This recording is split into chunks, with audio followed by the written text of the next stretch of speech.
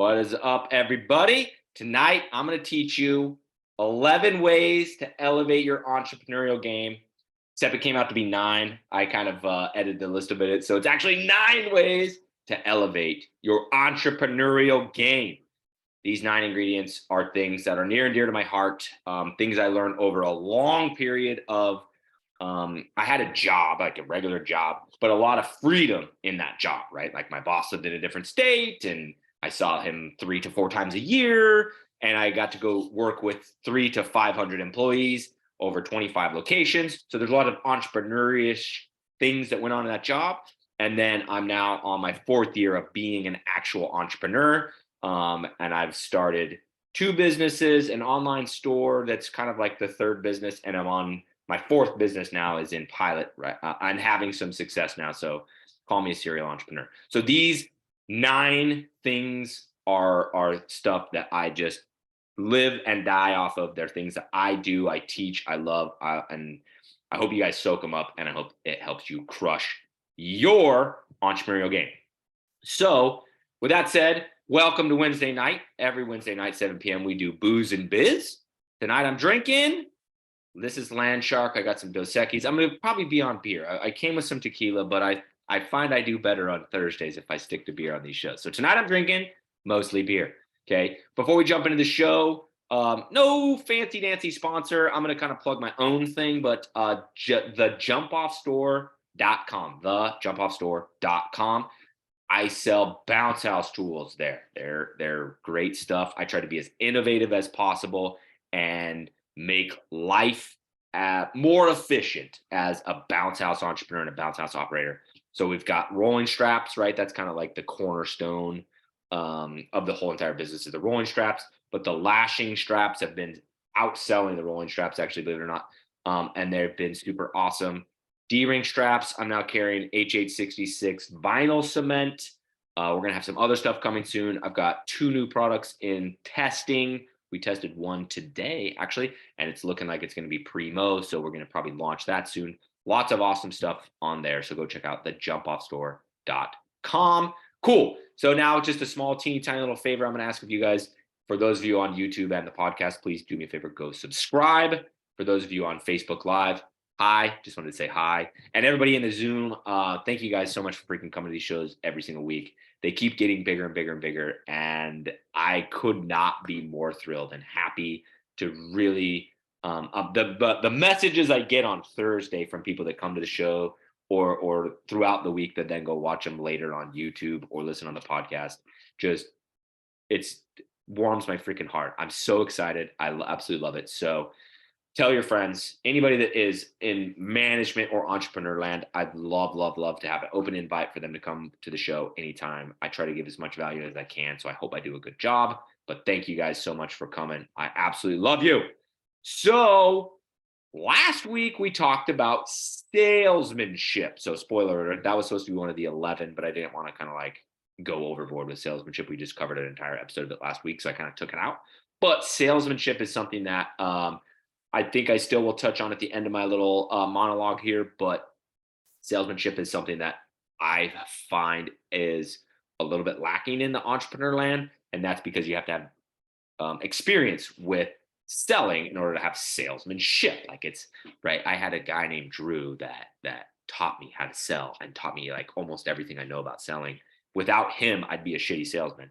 But because of him, I am a very, very effective salesman. So that's what we covered last night. So if any of you guys that are on either on Facebook or in the Zoom right now, or anybody watching the recorded version, wherever you're watching it, if you guys put some salesmanship stuff into play and saw some good results, hopefully you guys closed some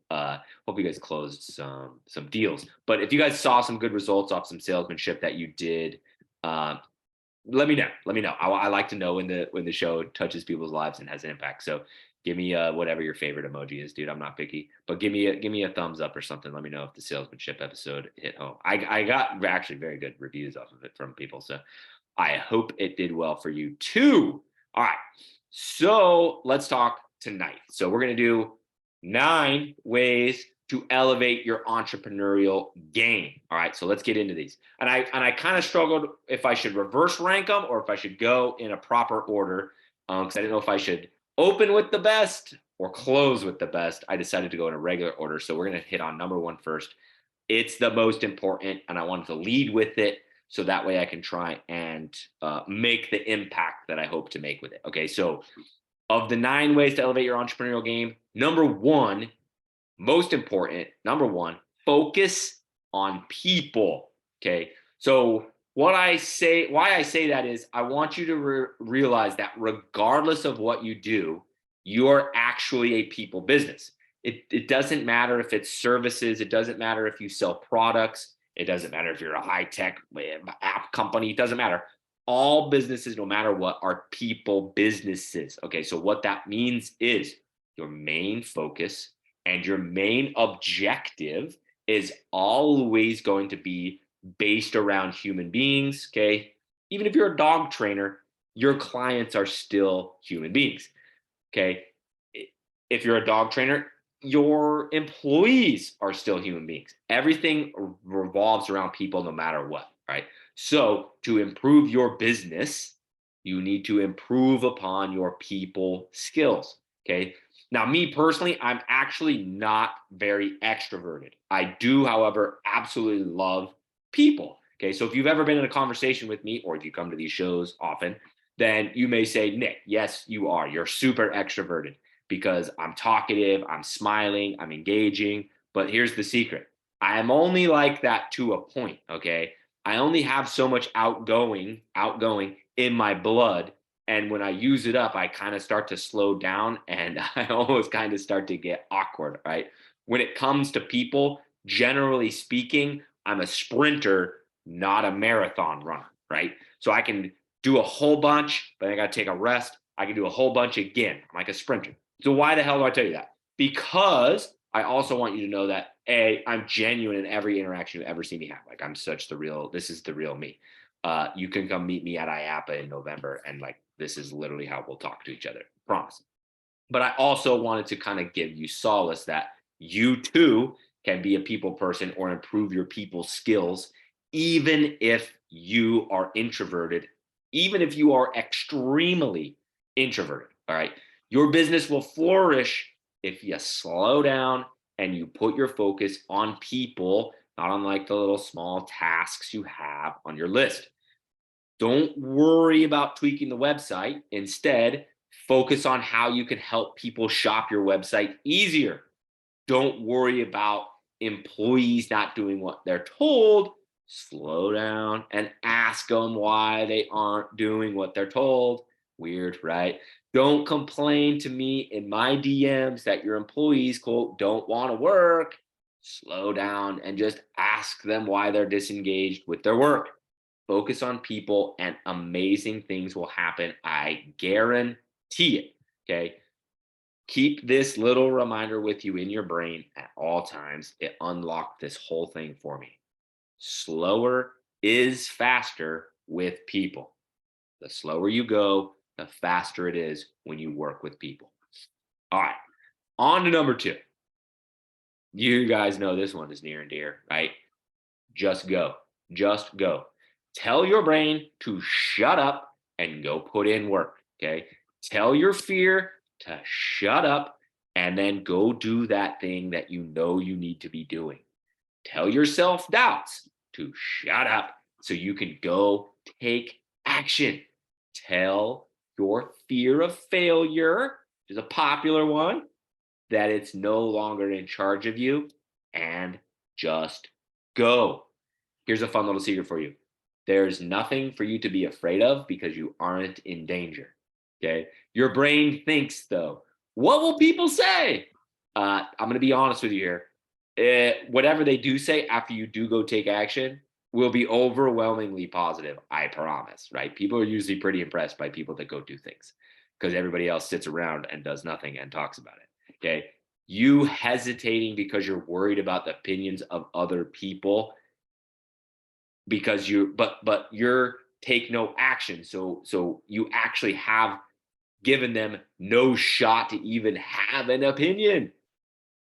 Look, there's no perfect time. Okay. There's not going to be a time when you're fully ready. There's not going to be a better chance to go. There's not going to be more information. There's not more time to plan it.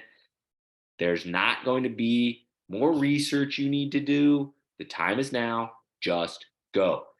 And if you continue to hesitate after hearing me say all of that, go find yourself a nice little tattoo shop and get that shit tattooed on your hand just like me. Give yourself the forever reminder that you only hurt yourself by hesitating, because sooner or later, you're going to have deep regrets that you never even tried. So shut up and just go. Okay. Side note, just go does not mean be haphazard. If there's planning that needs to be done, please do the planning, but then take the action. Or if there's planning that needs to be done, just go applies there. Just go do the planning. So then you can just go do the action, right? It doesn't mean go be careless. It means go take action on the next step. Okay, onward. Number 3, be an infinite learner and be aggressive about it. The curiosity helps keep you relevant. Okay. That means you don't let, quote, the way we do it be the way you do it tomorrow, because you're constantly looking for ways to improve and stay hungry for more knowledge. Okay. Some cool tips for you. And these tips changed my life. Go get into my Facebook group, the Bounce House Business Mentors, and interact with the community there.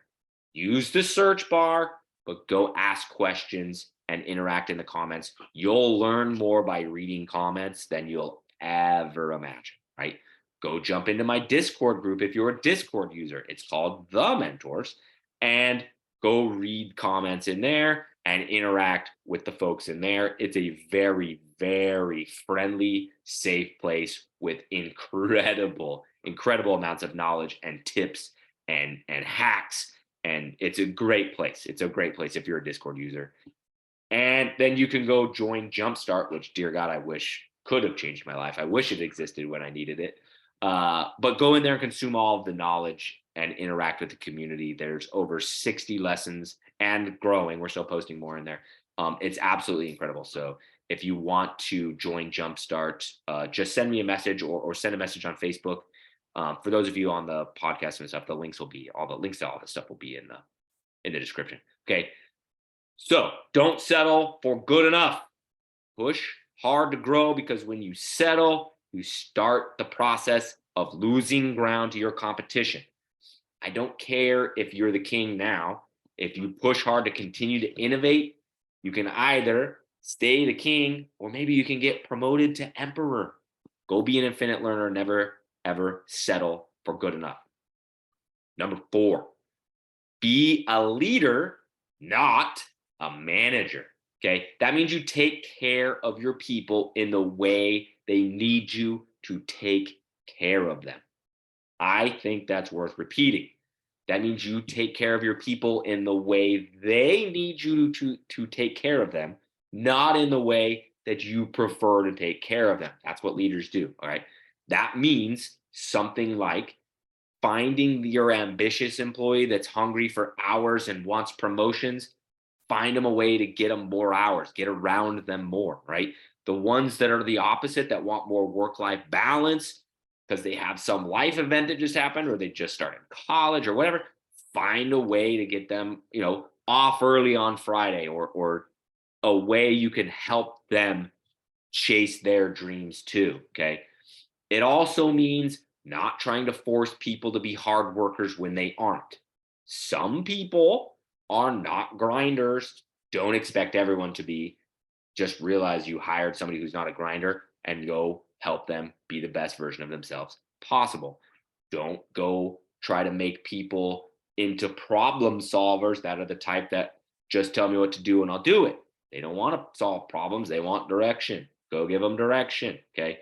This topic is insanely important nowadays more than ever. Okay. I'm going to kind of get real with you here for just 1 second. Okay. You can go post on Facebook that this generation doesn't want to work and Gen Z this and millennials that, all you want. Okay. Your comments will explode with a bunch of other people joining your pity party, agreeing with you. Those people in those comments will not be me, because I'm instead going to tell you the truth. Okay. This generation doesn't want to work for you. Think of the amount of opportunity that is in the world now versus whenever you were a younger person. Kids nowadays can literally become a millionaire dancing in their room in front of a phone camera, or they can get brand deals playing Fortnite on TikTok. For God's sakes, Jake Paul started a vlog on YouTube recording himself and is now a serious threat to Gatorade because he launched Prime. Okay. Everybody has seen these stories a gazillion times, and younger people can rattle off name after name after name after name after name after name. Okay. The moral of that story is that they have options now. All right. So they're not, okay. And I'm not saying that they're going to get brand deals playing Fortnite. And I'm not saying they're going to be Jake Paul either. All right. But I just promise you that they're not going to put up with some miserable asshole. And they're also not going to follow some clueless wannabe entrepreneur with no vision and no connection. No conviction. Okay. People want to be led. The strong employees, this is key. Please take note of this. The strong employees are already natural born leaders. They're already leaders, right? They just don't have the leadership capability because they're so young. So they're looking for a stronger leader to follow, to mentor and teach them. It's literally the law of attraction from 21 Irrefutable Laws of Leadership by John Maxwell, right? A 7's trying to follow a 9.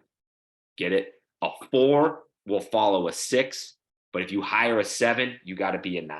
Okay. The way you do that, this honestly could be an entire episode in and of itself. Okay. But be super deliberate about teaching them, right? About teaching them. Okay. Use the term, do me a favor when you need them to go do something. Take the crappy equipment with you. If you're going to go run a route, or if you're going to go work a, section of the business, take the shitty stuff with you. All right. When something goes wrong, blame yourself. I don't care. Blame yourself. I still don't care. Blame yourself. I still don't care. Blame yourself. You take the blame when anything goes wrong. Every time something goes wrong. Okay. You also thank them for when anything goes right. I don't care. You thank them for when anything goes right. Right. Leadership will make or break your company regardless of the size. It's that freaking important. And it will help you solve this generation, blah, blah, blah. Right. You just have to be a stronger leader. I promise. I got 9 incredible young people that work for me, and I just hired 2 more, and I've got an interview next week. Promise you, they want to work. Okay. Number 5, kind of a playoff of that. Hire the moment you can afford it, and pay well. If you're an entrepreneur, like a true entrepreneur, that means you want to scale, and you want to scale big. And I promise you can't do it doing everything yourself. I promise you. Okay. That means you need to hire now and then pay them well. Treat them well, but pay them well so they'll stay. Don't make yourself go broke, but take care of them the best way you possibly can. There's all sorts of strategies for doing that. Okay. They get all the tips, pay them bonuses, give them extra this, buy them food, all sorts of stuff. Okay. But the moral of that story is, why you should hire now is because you want to scale. Okay. And so if you're doing any sort of good job of it at all, that means in 2 months, you are planning to be even bigger than you are now. So if you want to scale, you need bodies to grow, period. Right. Number 6, stay the course. You need to have the conviction to press on when shit gets hard. Spoiler alert, it's hard from jump. And then you also have to have the patience to know that it's hard AF and it's going to take time. It's going to take time. Be patient, right? If this was all easy, I promise you, you'd know a lot more successful entrepreneurs. But the fact of the matter is, this is hard AF. It's kind of lonely too. Why is it lonely? Because we're freaks. Who wants to work as much as it is required to win? Who wants that much pressure on themselves to win? Like, your lifestyle and maybe your life literally depends on your success, whether or not you win. Like, there is no salary, right? Who wants to get rid of their 401k and have to buy their own health insurance. Freaks. That's it, right? So not only do you want that, but the reason you're here is because you couldn't breathe before you had it, or you can't breathe now while you're still working because you want to get out of it, right? Have the conviction to see that through. Know that this is a grind and it takes time. You have to make the right move over and over and over and over and over and over and over. But you are a grinder, and you, my friend, were built for this. So stay the course. Number 7, enjoy the ride. Okay, this is a fancy way of saying that you have to have gratitude for how hard this actually is. And you have to appreciate that that difficulty is what makes us different. There's people out there that run 100+ mile marathon. They're called ultra marathons, 100 miles, 140 miles. Some of these are through Death Valley where it's like 140 degrees. Okay. These people don't run these races because it's fun. Okay. They run these races because it's hard. Okay. You have to embrace the difficulty of being an entrepreneur because that is what makes this so fun. Here's a fun little tip for you. Every time you hear someone say, and this can be a non-entrepreneur or a brand new entrepreneur that hasn't grown their business much yet. Okay. Every time you hear them say, wow, must be nice because you're at the beach while your employees are crushing the day and they're doing it with a smile on their face and reporting back to you how happy they are and how great they did. Okay. You can smile at the person that says must be nice, knowing that not only do they have absolutely no idea, okay, but you can also smile at them because it's nice as hell. It is nice. Must be nice. It is. Okay. Take the time to enjoy what you've built, regardless of what stage you're at. I take the time to enjoy my employees. I spend time with my family while I play quarterback on the phone while the employees do the manual labor. Okay. Not very long ago, 1 year ago, I worked every single weekend and all week long to scale the business. All weekend, all week long, all week. Okay. Not too long before that, 1 year ago. So now we're 2 years ago. I literally worked. I have it written down somewhere. It's probably in one of those journals behind me. But I worked like 97 hours or something like that over Easter weekend because I was all alone. I almost died. Thank God I hired Tyler to help me with pickups the Monday after Easter, right? That wasn't that long ago. Okay. Nobody was telling me back then must be nice. But I promise you, and I have these saved in my phone, these videos saved in my phone. I used to take stories, okay? And the level of appreciation and gratitude I had that I was able to go work 96 hours over Easter and be the boss, just I can't even explain it. I literally have goosebumps right now talking about it. Can't even explain it. The amount of gratitude that I had that I was able to go get bit by 2 dogs on one Saturday is ridiculous, right? But that's because I'm here to enjoy the ride. I absolutely love this. Okay. Number 8, publish more content. Okay. Whether or not you have a positive opinion towards social media is irrelevant. The fact, not opinion, fact is that social media is the number one place that has human beings' attention. Okay. It's all focused there. So as a business owner, guess what? You can turn that attention into business, money, money. Okay. Am I saying you need to become a YouTuber tomorrow? I actually, I actually do suggest that. Yes. But the point that I'm making is that every time you do something memorable or do something funny or do something revolutionary and it's not on camera is a time you missed an opportunity. Okay. Let me see if I can help expand your brain on this. I understand that content is a hard thing to like, what do I post, right? So let's say you just bought a new water slide. Go live from your business page, broadcasting the unboxing of that. That's good content, my friend. Okay. If you have some goofy ass way that you roll or fold your tarps, we need to see about that. We need a video and we need it in the Facebook group stat. Okay.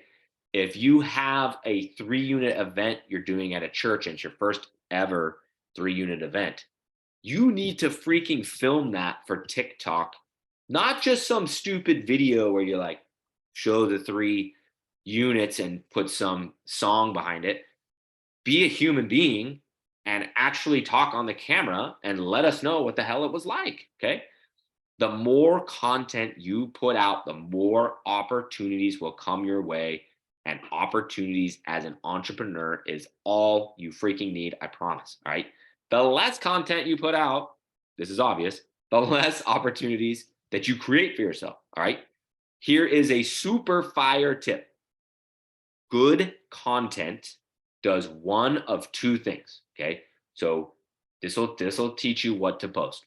You don't know what to post? You post either being teaching, content that teaches people things, or B, content that entertains people, teaches or entertains. All right. Now, if you want to go viral, do them both. Okay. Easier said than done. Teaching's not easy, entertaining's not easy, but doing one or the other isn't so bad. I promise, right? Everybody knows you're a freaking business owner. So if you go post some video that sucks, nobody cares. They just scroll past and they go, oh, that was cute. And they scroll past. It's going to take some time, but I promise you, post more content, you will get more opportunities. Okay. Go find a way to get on video and teach. Okay. And finally, number 9, the number 9 way to better your entrepreneurial game is be smart with your money. Track it, pay somebody that is better at it than you, aka an accountant / CPA, and C, spend it wisely, right? Marketing dollars need to be highly effective. Don't spend $1,000 to partner with the local fancy gym to be on the little TV screens at the bottom of the gym. I literally got that phone call 2 days ago and I told the guy no. Why did I tell the guy no? I said, bro, if you had any idea how much money I could make running Google ads with that same amount of money, you would no, thank you so much for calling. And I'm very flattered, but no. Okay. Go buy the Google ads instead. Don't spend a whole bunch of money on equipment. What? Do get yourself a 2% cash back credit card and go put all the equipment on that credit card so you get 2% cash back. Okay. Don't run the business and hope for the best. What? Don't be optimistic? No. Do track your progress versus the same week last year on a spreadsheet and calculate how you're doing. Okay. Say that one more time. Don't just run the business and hope for the best. Track your progress versus the same weeks last year on a spreadsheet and calculate how you're doing. Okay. Watch inside the numbers tell you a story. So watch inside those numbers for trends on holidays, trends in stupid springs that are rainier and snowier at the start of the season than ever freaking before, and only on Saturdays. Okay. Like this one has been. It's just, oh my God, it's frustrating. Okay. So I now have the data to forecast what happens in that situation because I'm going through it this year and it's all on my spreadsheet, right? Keep track of money because money is the whole point of why we started businesses in the first place. So treat it as such. There we go. There is the 9 ways to elevate your entrepreneurial game. To give you a quick rundown of those: number 1, be people focused. Number 2, just go. Number 3, be an infinite learner and be aggressive about it. Number 4, be a leader, not a manager. Number 5, stay the course. 6, enjoy the ride. 7, publish more content. 8, oh, I skipped one. Oh, well, be smart with your money. There you go. You guys get it. So there we go. Let me get back over to the Zoom so I can see all of your faces. Okay. All right, we got some things happening. Hold on. There we go. All right. So what are you guys thinking? What are you guys' thoughts on that? I need to drink a beer after that. That was long. I used the other 2 and it was fine. And then she was like, hey Maurice, will you mute your Oh, I got it. Never mind. You're good. I muted you. All right. So I'm gonna check for some comments and stuff. What do you guys? Yeah, come on. What are you guys thinking? I always finish those and then nobody talks. A question. Yeah, go ahead. What hire employees? I'm at year 3 of my business. I can already hire another truck. I cannot find people that want to stay around. Very well. I don't care about the pay. It's hard to get people. I'm out here. You said you can buy another truck, but can't find someone to hire a driver. Yeah, driver, just helpers in general. I'm trying to get. I got a second. I'm able to get a second truck out, but I just cannot find anybody right now. So do you have a second truck that they could use? Yeah. Okay, super. Do you have employees now that are not capable of driving the truck? No, that's just it. I've been running it all by myself now, so I'm ready to expand now. I got enough equipment. We're up to 30 bounce houses, so I can get at least 2 or 3 trucks out there. So nice. Okay. Cool. All good problems to have. So my main answer to that question, I think, is going to be a recruiting answer, meaning finding. Let's see. Let me back up. Let me get this right. So in order to hire somebody good, you have to do, or say it different, to hire the proper person. Okay, hire the proper person. You have to do X number of interviews. Okay. Have you ever been in a role where you do hiring before? No. I've always been a software engineer. So okay, check. Okay, so it kind of it can vary depending on your recruiting of how many interviews it takes to find the right person. But I can tell you that it tends to be pretty high when your recruiting is kind of new. Okay, so my success rate is much better because my recruiting comes from my wife, who tells a good story, right? She owns a hair salon, right? So she's got a woman in her chair that has a son with friends, and she tells a good story. So the the client knows kind of what they would be getting themselves into, right? So whenever I get a recruit from my wife, it tends to generally be, at least it's a good interview. Not saying I hire them all, but it tends to be a good interview. Okay. The other place that I'm a very good recruiter and just kind of always have been is with my current employees. Okay. So I go as out of my way as possible to do a great job leading the employees, right? Almost to a fault sometimes, which I know sounds weird, but that's probably a discussion for a different episode. But I treat them all so freaking well that they absolutely love working with me.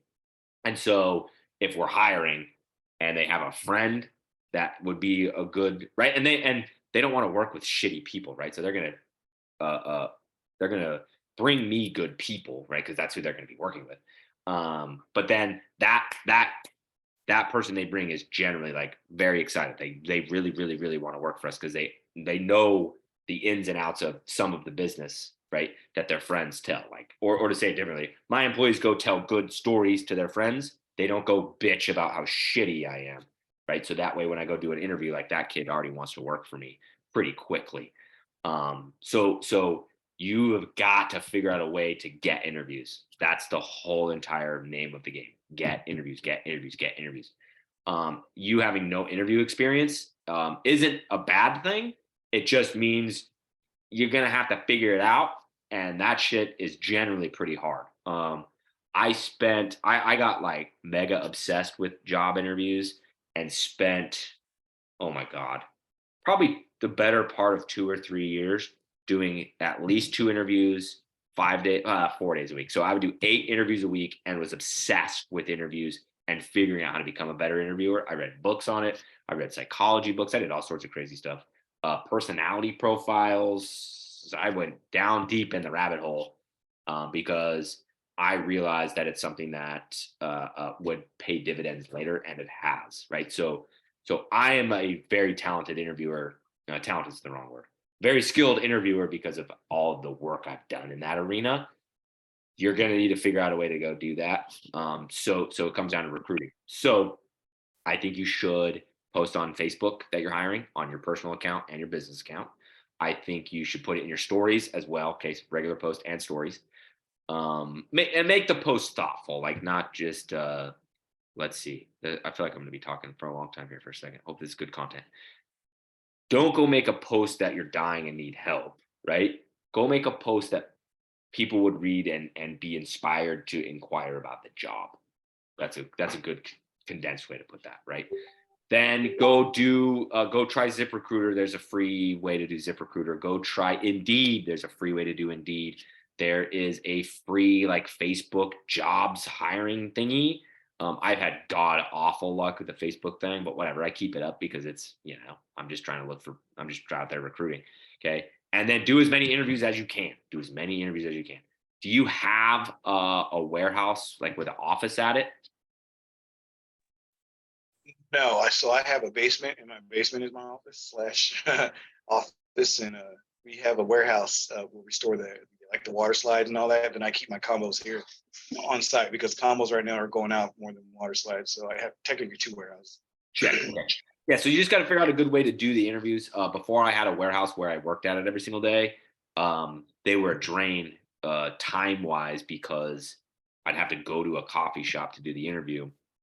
And then I do long interviews. I do very long interviews. They're generally about an hour. And then if the kid doesn't show up, like I just wasted, I don't got to go down that. You get it. So you just figure out an efficient way to do as many freaking interviews as you can. Are you within like a range, like, because I'm trying to stick with like high schoolers / college kids, football players from a high school team, that kind of stuff. So summertime, like last year I had a kid working with me. The kids he was making such good money. He would come in 2 or 3 weeks and he'd get paid. And then week after, when I really need him, like 4th of July weekend, he'd go off and spend the money. And hey, I need you 4th of July. So I can care less about the other weekends. But that's what I've seen the last, I've been doing this for 7 years. And this is my 3rd year on my own. But even when I was working with the other company, I don't think I have a problem interviewing. It's just like you gave me some suggestions like ZipRecruiter. I mean, those different places. I'm trying to stick with the high schoolers because the high schoolers, if you're making $300 in a weekend, you're like school clothes, and that's one weekend, I'm like, I'll pay you $1,600 a month, or 12, whatever it is, 14, whatever it is, and that's like, I'm trying to get that attraction out there. I'm like, I'm not going to pay cheap. I just need a little bit of a boost when we have 20-foot water slides. Yep, I get you, and I'm with that too. I've always kind of had an affinity for that age group, regardless. Like, right, I've liked to hire in that realm my whole life.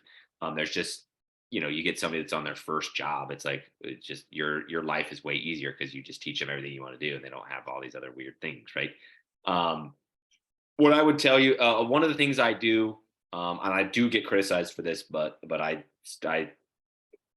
stay true to it. I did this as an employee, and I do it now. I keep them very connected to the goings on of the company. Meaning, like, so I have a monthly meeting with the guys. It's probably every other month meeting, honestly, but we have the monthly meeting, right?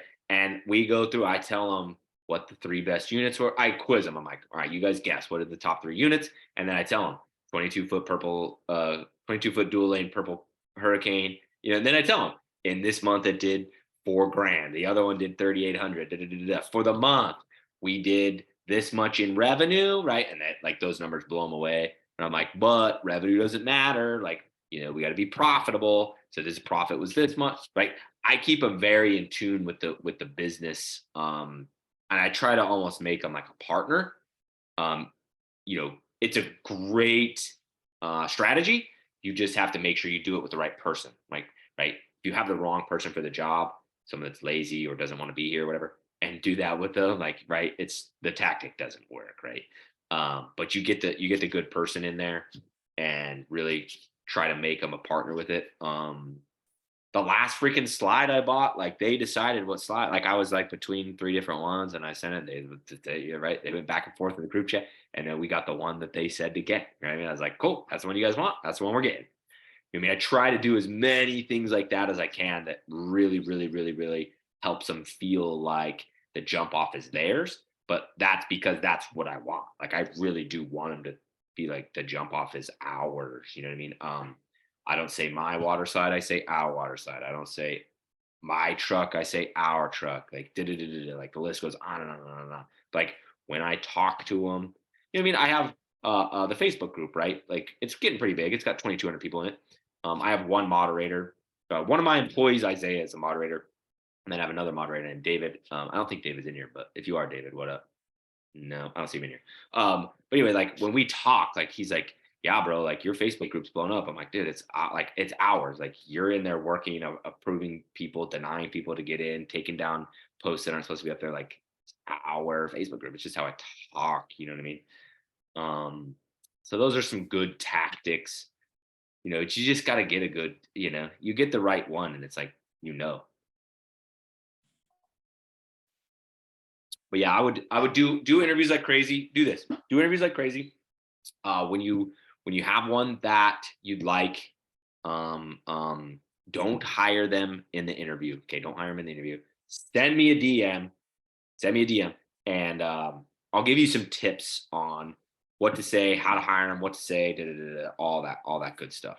I'm weird about it. I tell them, yeah, bro, I'm busy. So like, if you don't hear from me by Tuesday, text me. Text me if you don't hear from me by Tuesday. I get busy, right? I never, ever, ever call anybody. They always have to text me on Tuesday. I don't tell them to call me though. I tell them to text me. They want to text me. They want me to text them. So then we text back and forth. You know what I mean? Like I've got all sorts of little teeny tiny things I do like that are like that. You're kind of judging because if they're texting more and more, that means they're really, really interested. Or if they text once, and maybe, yeah. Yep, exactly. It's and I'm very like, this is how I am in the interview. Like the first part of the interview, they talk, right? I ask my questions, I make them tell stories, but tell me a story about a time you were working at the restaurant and it was super busy and you were mega stressed out. Okay, then they go through that and I ask all my follow-up questions. Okay, tell me a tell me a story about the most difficult customer you ever tell me a story about the customer you helped where you felt like you made the biggest impact, maybe you got the biggest tip, whatever, right? We go through all of that stuff. If they're answering those questions in a way that, in my opinion, is kind of aligning with my core values or the core values of the company, really kind of both, right? Then the interview kind of starts to wind down on their part and I flip it on its head and I talk a whole freaking bunch, right? I essentially at that point in time spend the next 30 minutes recruiting them. Like I want to recruit them. I want them to leave here wanting this freaking red shirt so bad, right? So then I go, all right, bro, I'm busy. So do me a favor. I'll let you know what's up. We're going to go through the weekend. We're going to deliver our slides. If you don't hear from me by Tuesday, okay, text me. Then they text me on Tuesday. Hey, Mr. Nick, you said to text me on Tuesday, right? And then you kind of go through that little process with them. I don't do this on purpose. I'm notoriously a terrible text messenger. Right now, I have 504 unread text messages. Legit. I don't ever go in. If you ever text me back and it says, okay, sounds good, I don't ever go open that. So that's most of what those are. But I'm a slow texter. I mean, I have 26 Facebook notifications, 11 Facebook messengers, 9 DMs on Instagram, 16 on Event Hawk. You know what I mean? Like I'm just bad at texting. So it almost ends up like I'm playing hard to get by accident. But by the time I hire them, they're like, oh, fucking thank God. My guys will come in and be like, dude, are you gonna text him back? I'm like, oh, I know he texted me yesterday. I'll text him back right now. Text him back right now. Man, your employees are like, hey, you gonna text them back? Yes.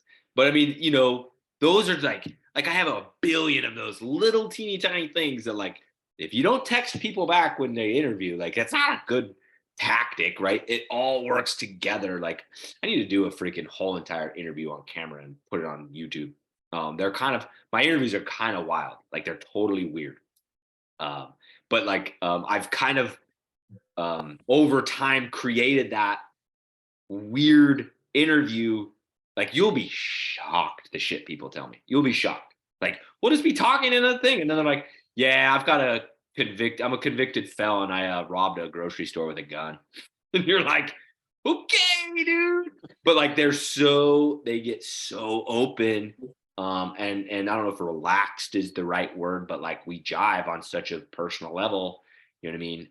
It's almost unfair to people I don't hire because I'm sure not everybody, because I'm a dick if they answer the questions bad, but But if they answer the questions decently, like the interview goes really well, right, in their eyes. But it's just kind of all part of the ecosystem. So that way, when I do hire them, they're like, "Oh my God, I can't believe you freaking hired me!" Right? They come in with this, um, yeah, they had to chase me. You know what I mean? Like they had to chase me, so they come in with this extra level of like almost like immediate commitment because they know what I do, because I know what I'm so serious about what I do. So, like I said, I need to just freaking tape an interview, dude, and put it out there. I Hey did. Nick, how many convicts have you hired, and what's the success rate? Knowingly, I think zero. I did hire some on accident back as an employee, and in that world, they would go through the background process, and then I would get the phone call like, just kidding. Um, for since I've been an entrepreneur, I think zero. The only one, I did interview one kid that was, I don't know if he was a felon or a convict. I don't remember the whole story. It was like it's probably 3 years ago. Um, he was a pretty good kid, but like kind of the values were a little misaligned, and I just didn't feel comfortable. So zero. Would I hire one? I said no 2 years ago, and a lot of people jumped my shit, but I was just kind of like, sorry, like that is my answer. Um, Now that I'm a little further along in the entrepreneurial process and I have a little bit better infrastructure in the business, when I said no, I mean, I think I had 2 employees. So it's kind of like, and like they were everything. Like if they didn't show up or they didn't want to work or whatever, like it crippled the business. You know what I mean? So the way I kind of formulated my answer back then, or I guess defended myself, was that if you have a rough criminal past, there at some point in time in your life was poor decision making, and I didn't feel comfortable hinging my business on somebody that had a track record of poor business. I'm sorry, of poor decision making, to that magnitude, I guess you could say. Now I would be a lot more open to it just because we have a whole ass freaking business. You know what I mean? We have a whole um culture. Like the culture is just not me out there working my ass off. Like the culture exists to where we could take in somebody that if they were on the up and up for a long time or whatever, or had a good track record recently, put it like that. I would feel comfortable bringing somebody in if I felt that the values did align to where we could have a great relationship. I feel comfortable saying that now. One of my good buddies hires like almost only ex-convicts, like literally almost only ex-convicts, and tells me I'm wrong all the time.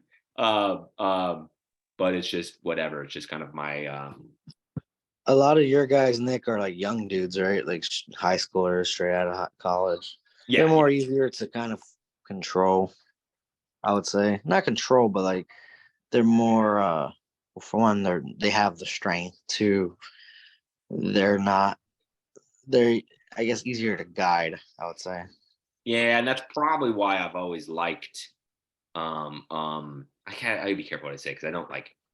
Definitely not age discrimination. I promise. I've hired people way older than me in the past, but generally speaking, I'm naturally attracted, I guess you could say, to that rough age group. Yes, because like I have such like a coach and mentor mentality that I know that I can be a huge impact on somebody that does the right things and believes in me and right. But I love to have that impact on them. Somebody had their hand raised a minute ago. I did. I didn't want to take up any more of your time, but one of your first points was focusing on people, and I'm a big time introvert as well. And I keep thinking, and I heard Tariq saying it last night, your customers are looking for input as they're making this reservation. They want to know about what the party's going to be like, how the delivery process works. And so I'm thinking I've got my first reservation Friday, and I should probably reach out to her and just kind of confirm things. your first time doing it, was it just kind of that cringy feeling? Like, I don't want to bother this lady. I got lucky to get a reservation in the first place. Yeah, like I'm not super introverted. I'm just definitely not an extrovert. Like I can stay home and read a book and just be happy as a clam. But I do enjoy like my friends and stuff. So I'm not like super extreme on either scale. But I do know exactly what you're talking about, where you're like, is this like over the top? Like they Yeah. just rented it. Like, should I just show up or whatever? So I think the way I'll answer the question is I'll tell you what we've done. I've done this for almost as long as I can remember. So from very beginning, whenever we got like mildly busy. So what I would do is in the early days when we were less busy and that was like kind of more high touch, I would tell people, cool. I would tell them this whole process, but the process is we go through the whole week. So this week, Cassie actually made the drop schedule today because her and I are both have personal plans on Friday. But generally speaking, we don't make the drop schedule till Thursday. It's not finalized until Friday, like noonish. Like we just kind of wait because we take every booking. We take every booking. My sales one last week, I'm high volume guy, so I take every booking. So that way we can adjust the drop schedule needed.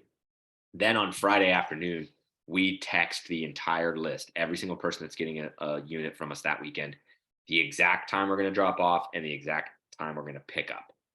And then that is the communication. So then if people start asking questions, like we had somebody yesterday that had texted in to Event Hawk that was asking their drop time, and like Cassie answered or whatever. But basically we just say, yep, you reserved it at 11, so it'll definitely be there and set up by 11, but you could get dropped off at 7 a.m. Like restart our drop offs at 7:15, and then it's just a big loop. Each truck makes a big loop, right? Like that. So wherever you are on the loop is when you get your drop off. We'll text you the exact time on Friday. Have you had people get upset that you said you sent out a text. Have you had people say, why are you assuming do a text, or do they prefer email over text, or have you learned either way? They prefer text. Okay. I've tried very early on. I tested calling people. Oh my God, people do not want to talk on the phone. It's bad. Okay. It's bad. Okay. So text over email. Yep. Got it. Yep. Text over email. And then when you're less busy, you could potentially do that earlier. Some of the stuff that Tariq was talking about last night, I thought was a way too advanced to be telling you guys. You got to realize he has scaled his business and then turned around and I don't know what it's called, but shrunk it, on purpose. Because like he said in the early on, like he realized like, this isn't what I wanted. Like, I don't want to be this busy, whatever. So he has himself priced high. I mean, he's the highest price. The price he gets for his combos like still shocks me. I don't even get water slides that expensive, you know what I mean? But he's built a business that's that freaking healthy to where he can charge that premium, and then he can do things like reach out to them on, I think he said on Tuesday, and tell them the drop time or whatever. I was impressed by the way he does all of that stuff. Like I'm not even anywhere in that realm. Like, no. Yeah, he said he's done away with all those ancillaries like cotton candy machines, all the bigger bounce houses, generators, everything. Yeah, and I've never even gotten into cotton candy or the snow cone thing, and I have zero concessions. I just okay. Kind of don't want to deal So with it. you're missing a lot of money, Nick. I know. Everybody A says lot of That's a lot of money, man. That's Easy. a upsell you can do with the cotton candy and popcorn machine. That's upsell.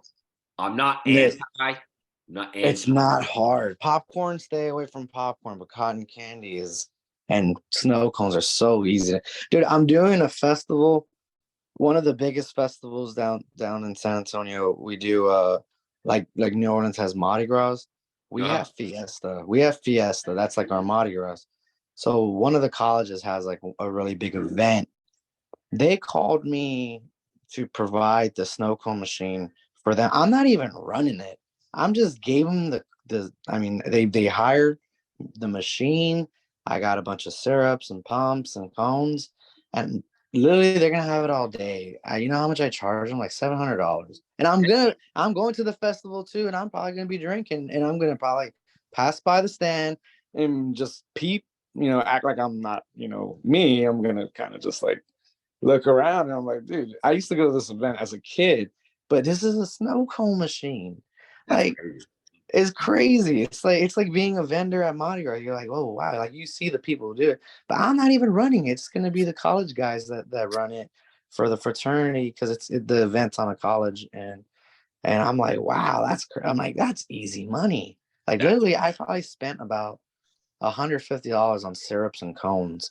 Like, and I drop it off at 8 o'clock, pick it up at 10 p.m. Like, come on, that's like cool. you gotta get snow cone, Nick. Got it. Easy Maybe. money. Yeah. Maybe. Yeah, my theory, and not that I'm right, by the way, but my theory always was right. Well, I grew up in shoe sales, okay, and in shoe sales, right, you got shoes, and you got like a big rack of socks, and you got shirts all over the wall, backpacks and shit, whatever, and people would get obsessed with we need to carry this brand of shirt if we had these shirts, whatever. And when I was a district manager, I'd go and I'd be like, "Hey, do me a favor." And we go over to the computer, like they'd pull up the categories, right? I'd be like, "Okay, follow that line across. Okay, what's that percentage right there?" They'd be like, 1.2. Like, cool. Shirts are 1.2. Will you shut up? Can we go focus on shoes? Follow the line across. What is it? And they'd be like, 91.2. Like, 91% of the business comes from shoes. Can we please just go focus on shoes? I don't want to talk about anything but shoes. 91% of our money, of our dollars, top line revenue comes from shoes. Let's go do shoes. Let's go do shoes. And so that was like when I started the jump off, it was like people, when the company was younger, newer, my friends, were all interested in it. And they'd be like, you need to get that, you need to get that. Oh my God, you should get movie projectors and do movie nights and you get speakers and da-da-da-da. I'm like, dog, if I go buy an 18-foot water slide, I know it's gonna make between $10,000 to $12,000 this year. I'm gonna go spend my money on an 18-foot water slide until I have enough 18-foot water slides where another one won't add any money. Then we may branch out and do tents or projectors or whatever. With the concessions, it kind of falls under that, but I realize that is the socks. Okay. Concessions is the socks, the sock tower that you upsell with the shoe. Okay. I understand that. I'm just not an upsell guy. I'm just not. I'm just not. I never was. I never have been. So I'm always like, ugh. But you don't need to upsell it, Nick. Yeah, like They just take it. Water slides and snow cones are like shoes and socks. They go together. They are. Your ticket, you're already going to the address. Might as well get paid more for it. You know what I mean? Yeah, and then But I do agree with what you're saying though. Yeah, that's when Tents, like I'd tables, rather chairs. speed. Yeah, so Yeah. I added tables and chairs pretty early on, and they do May. They do May. They bang in May and June, and then the rest of the year's kind of May. But yeah, I'm like, dude, I'd rather just have the speed of let's go freaking dominate the slides. We'll end the route 30 minutes early or whatever. How long does a setup take you with the two guys? Setup and pickup. Yeah, so setup of pretty much everything except our 27-foot dual lane and our 22-foot dual lane. Setup of everything else is 30 minutes or under for sure, no question. Pickup is about the same, but it's over. Like for some of the water slides, it's over 30 minutes, but not quite 45. With the exception of the two I just mentioned, one is 45 minutes, one is 60. But how many people are doing your teardown and pickup? Pretty much two. I think we're running this weekend. We have shitty weather coming through again, so it like torpedoed the weekend. We were on pace for a banger, and then nobody's booked anything in the last couple of days. But we have Saturday. There's a one-man route that's all combos. And I'm nice, so I put on there that it could be a two-man route, but nobody else threw their name on it with Tyler. And then there's another 1 or 2 man route. It's got a 21-foot slide and an 18-foot slide. So that's going to be a 2-man. And then on Sunday. Hey, Nick. Yo. Okay. I didn't know if you guys hear me or not, but I know you was talking. I was talking about the the machines. Here's my thing. Yes, it makes great money. It's a great add-on. My issue is the cleaning. I used to make a killing of them, but I cannot stand cleaning this cotton candies, the snow cone, and popcorn machines. It drives me insane. Popcorn sucks. Snow cone and cotton candy are easy. Yeah, that's true. Snow cone. All you need is some hot water. And I'd get rid of my cotton popcorn. candy, just some hot water and a little bit of soap. Yep. You're good to go. But Mhm. so what are y'all process of cleaning the machines? I think that's really the issue there. It takes me about 20 minutes to clean a popcorn machine. I hate my popcorn. Depends on how much butter's in there and all that. Popcorn can take me up to 20 to 40 minutes. Snow cone machine, I mean, literally it's just water. I mean, nothing really gets in the machine, no syrup. So you just clean it with some soap and some water and dry it down and wrap it up. I wrap all of mine. I wrap my with saran wrap. I'll kind of show you guys right now. Let me see. I just clean. Usually on Wednesdays is when I clean all my stuff. All right. So yeah, I wrap. Once it's done and clean, I wrap it up. Doesn't get dusty. Doesn't get nothing. Nothing gets inside of it. So they stay looking nice and clean. Yeah, I got plastic wraps. And then when you bring that to a customer's house, people are like, oh wow, that looks nice, because your stuff looks clean, it looks taken care of. Oh, that's cool. Yeah, you got to do that. Cotton candy, I mean, like you said, you turn the thing on, or you take the bowl out, you rinse it with some hot water and some soap, turn the head on, throw some hot water in it and a little bit of some soap, and it kind of cleans it up on its own. Really, you don't really have to do much to it. You can, I mean, if it looks all black and stuff inside of it, like it looks all dirty, I mean, you can just kind of scrub it with a wire brush if you need to, but a lot of times it kind of cleans itself. I mean, popcorn is the one that's just terrible. I hate popcorn. I would get rid of my popcorn machine, but I do inflatable movie screens, so a lot of the times a popcorn machine does go out with it. I made $2,700 off the movie screen and the popcorn machines last year. Oh, movie screens amazing. Yeah. You can see, the thing with concessions is that it helps you get your foot in the door with a lot of corporate people, a lot of schools, a lot of stuff like that. Like I don't know how many times my snow cone machine's gone out this year just for simple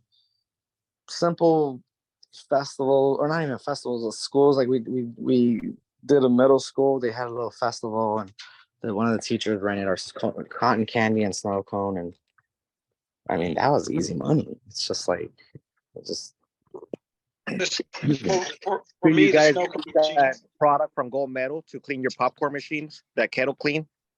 I I do. use it. yeah, the kettle clean's good. yeah, Yeah, it takes me 15, 20 minutes max. I mean, Yeah. and I'm done with a popcorn machine 15 minutes. Yep. So, yeah. Usually Windex to windows, Windex to front. That kettle clean for the pot. I mean, I'm detailed, so I have to get all that butter, especially on the top. The top has butter on it too. On the ceiling of the roof. So you gotta look up sometimes, because sometimes we miss that. That's a major thing I see a lot that gets dirty that my guys kind of miss. But it takes, I mean, sometimes it can take 20, sometimes it can take like 45 minutes. I just hate the popcorn machine. It's just broke. That's It's a long time cleaning a window. yeah. Well, I mean, it's Well, more than that, because I started unscrewing the plates, make sure I get all the kernels that hide under there. Because sometimes if you don't, I mean, I have a Northwestern popcorn machine, which is pretty standard that a lot of people have, but sometimes kernels go like inside of the little thing, and I unscrew it, and it's a process. It's a process. Just depends on how, because some people do pre-clean them before they give them back to you. Some people don't. Some people, it just depends. How much do you, I don't know if you're near your computer or not, but how much did the snow cone machine make last year? Ooh, let me see on that. Yeah, if you're not near your computer, no worries. That's what it comes down to me. It is- made a lot. I know. I'll tell you that. I'll tell you, it paid itself like 3-4 times. Let me see. I can pull up. Yeah, because like the ROI is obviously important, like how much it Oh, costs easy. versus how Oh, much it makes. But yeah. but it's kind of one of those things where it's like, if we're talking $2,000 here, I'm not saying I'll never get one. If we're talking Oh, 2,000, it's more than 2,000. More than that, yeah. Way more than 2,000. So If what you I think do, about it, if you do it for an add-on with each inflatable, which a lot of times they do go out, and I have 2 of them. That's an extra $75 to $100, depending on how much you charge as an add-on. yeah, Now, if it's by itself, minimum you're gonna pay 100 minimum, and that's kind of. I mean, everybody's different. I don't know. I know some people do it for 50. I know some people do it for 150. If you're gonna get it by itself for 100, and then if you want extra servings, I'll do about 30 to 40 extra for 50 extra servings. And the cones alone for 200 cones is like $7. I was just there at the shop. The you can get a lot of stuff for cheap. Same thing with cotton candy. Cotton candy is dirt cheap. You buy that big giant box of the sticks and get 2 of those rods, wrap them in saran wrap. That's already 50 servings, and that's what I get, 50 servings. And then the cartons, they're about like $6, like easy $60-$70 ROI. Like it's not. because what the reason that like right now is where I'm thinking about it is because I'm working on. Get this set. I'm working on, and for whatever reason, like I fucking like low key like broke inflatable office trying to set these up, but these party packages is what I'm working Yes. on, and so right now I have them set. So I went out and bought 5 of these pop-up tents, and then I think this one works better. Yeah, there you go.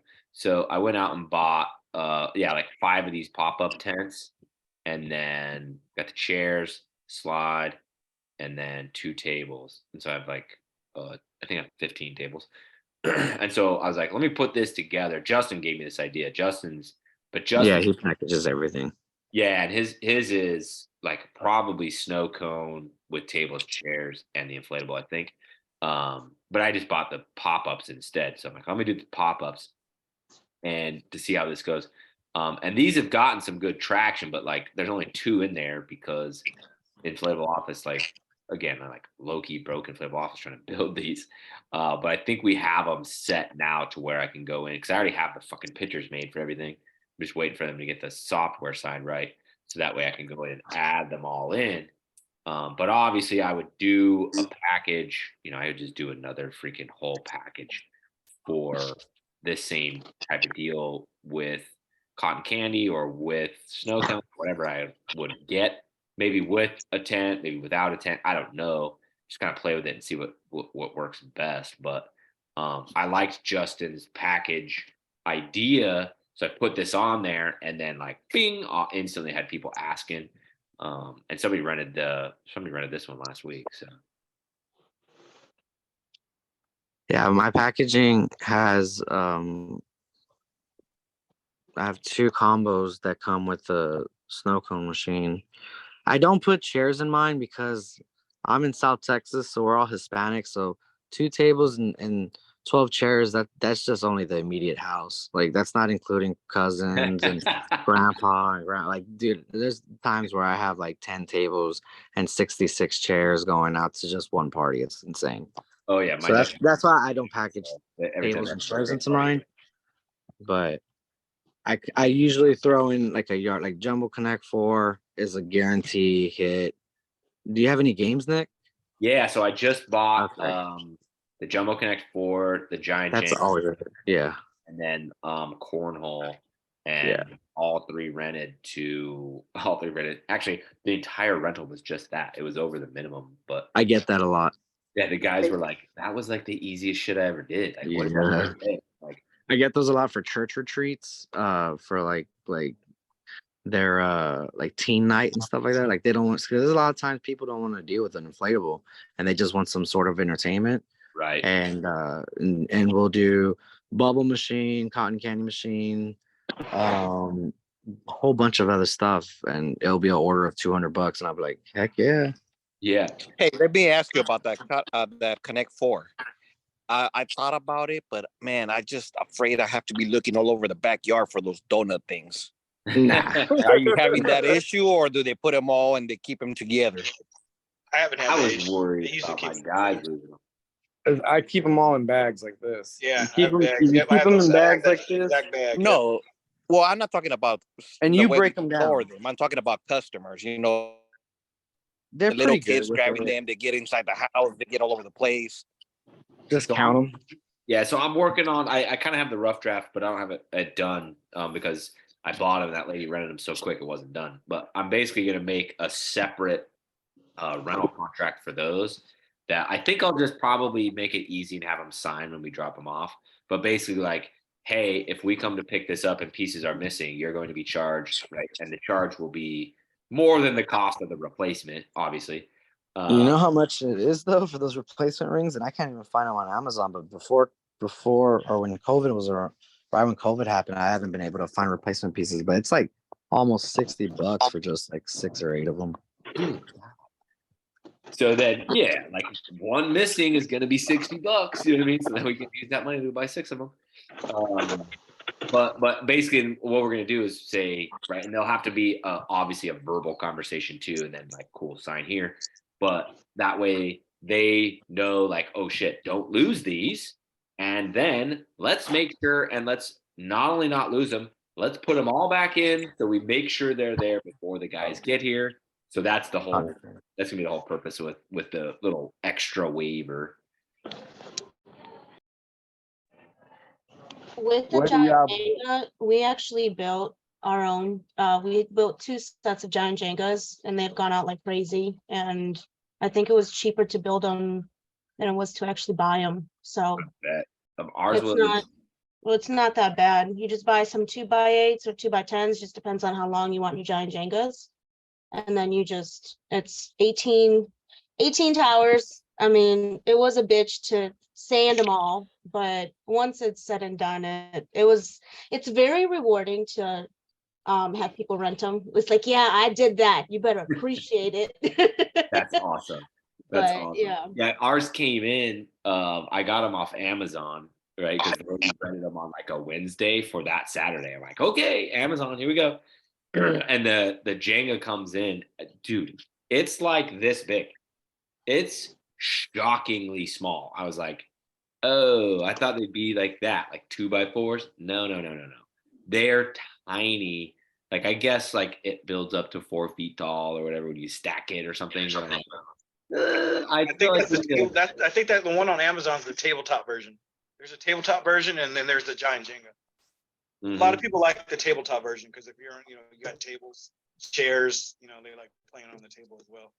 Yeah, so I was thinking about building, and I don't really want to build it. Like I do because it'll be fun, but like I just don't. I know it's going to take freaking forever.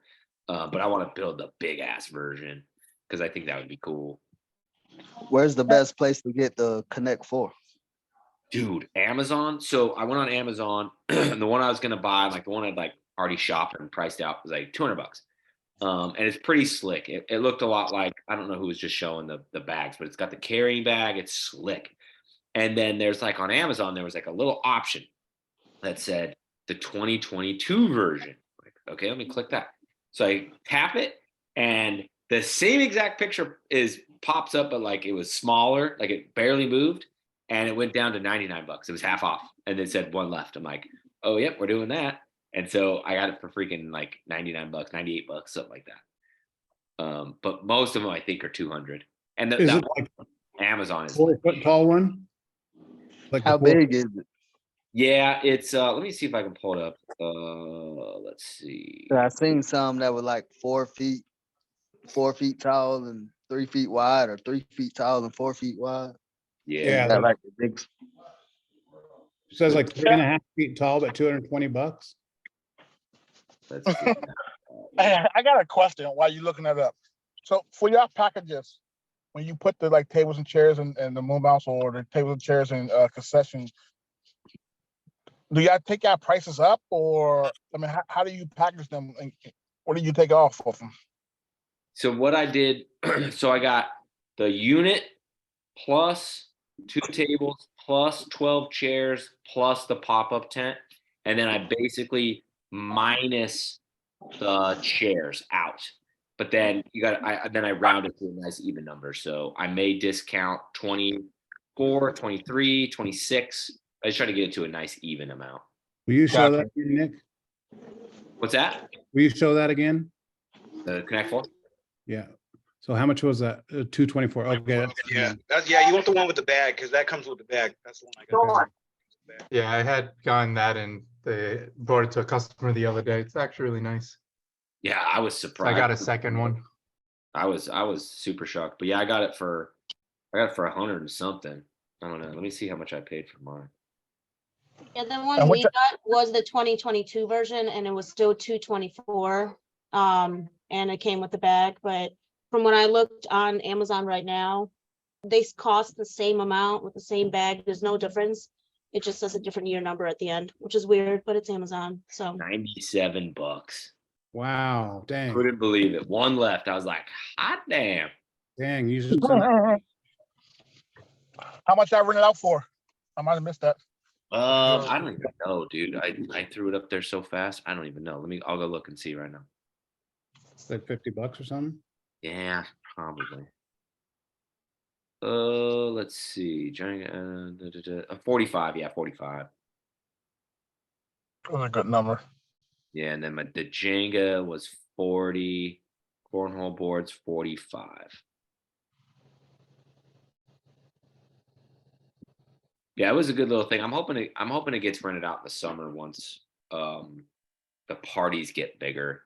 Like right now, it's all combos for like little kids parties. Anybody got the black like steel chairs? I got like 70 steel chairs. I just bought 40 of the white plastic chairs.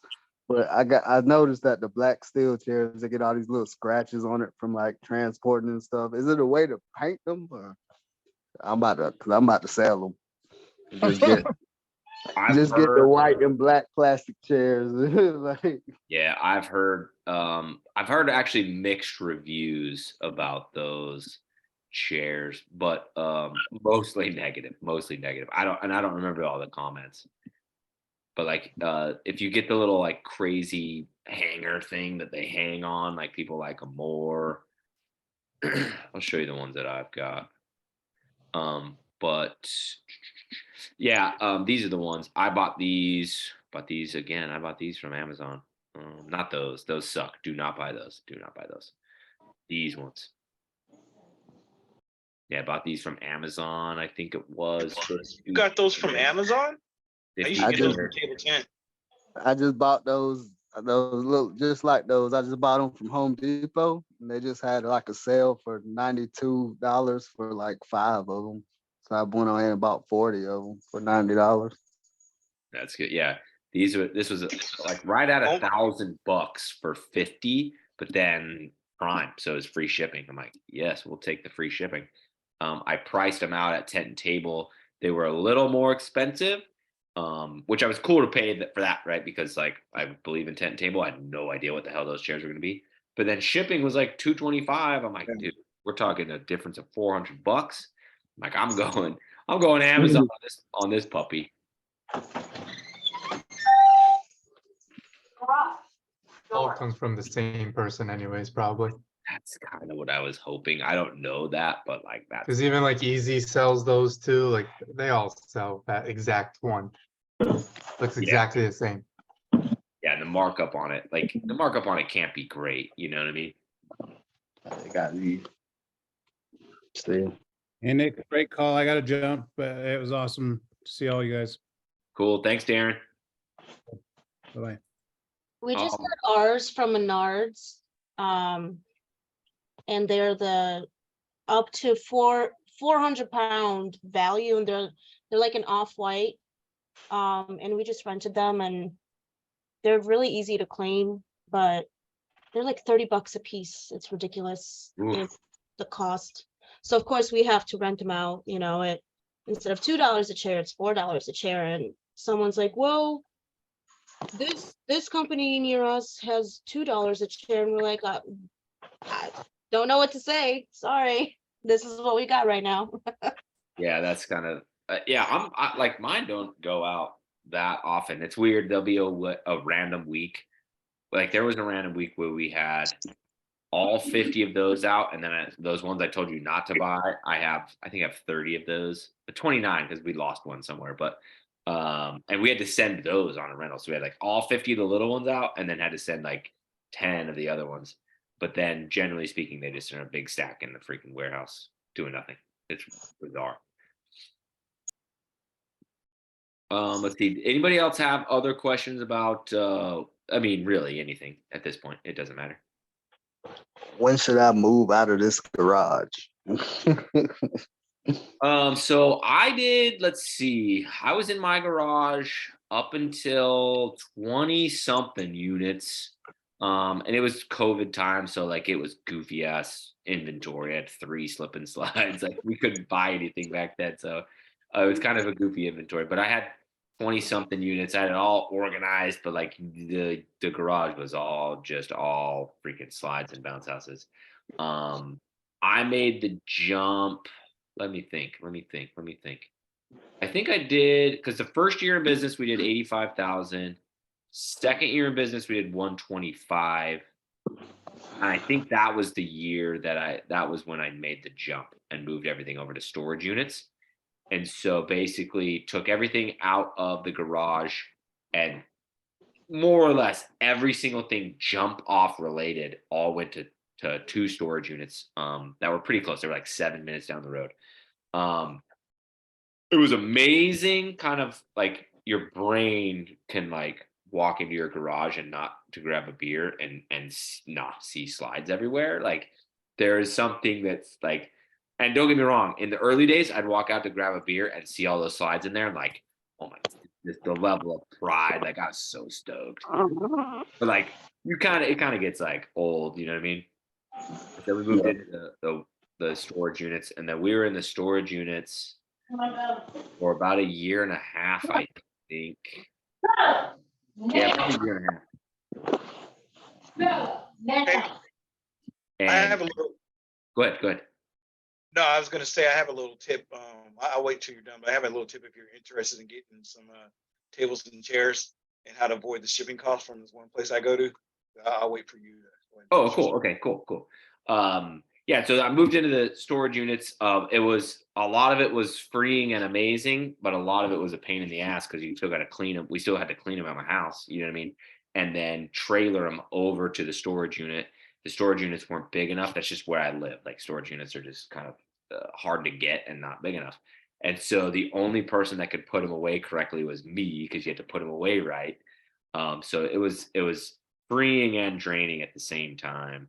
And then we got the small warehouse last year, I think in May, and that was just like, oh my God, they all are at a place and can get cleaned there. It was amazing.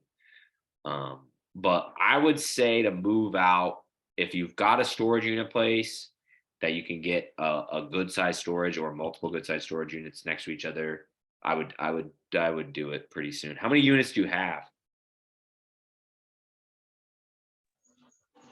Got like what we got? We got 10 to 12. We got 12 bounce house combos and slides, and then we got like 2 a lot of concessions.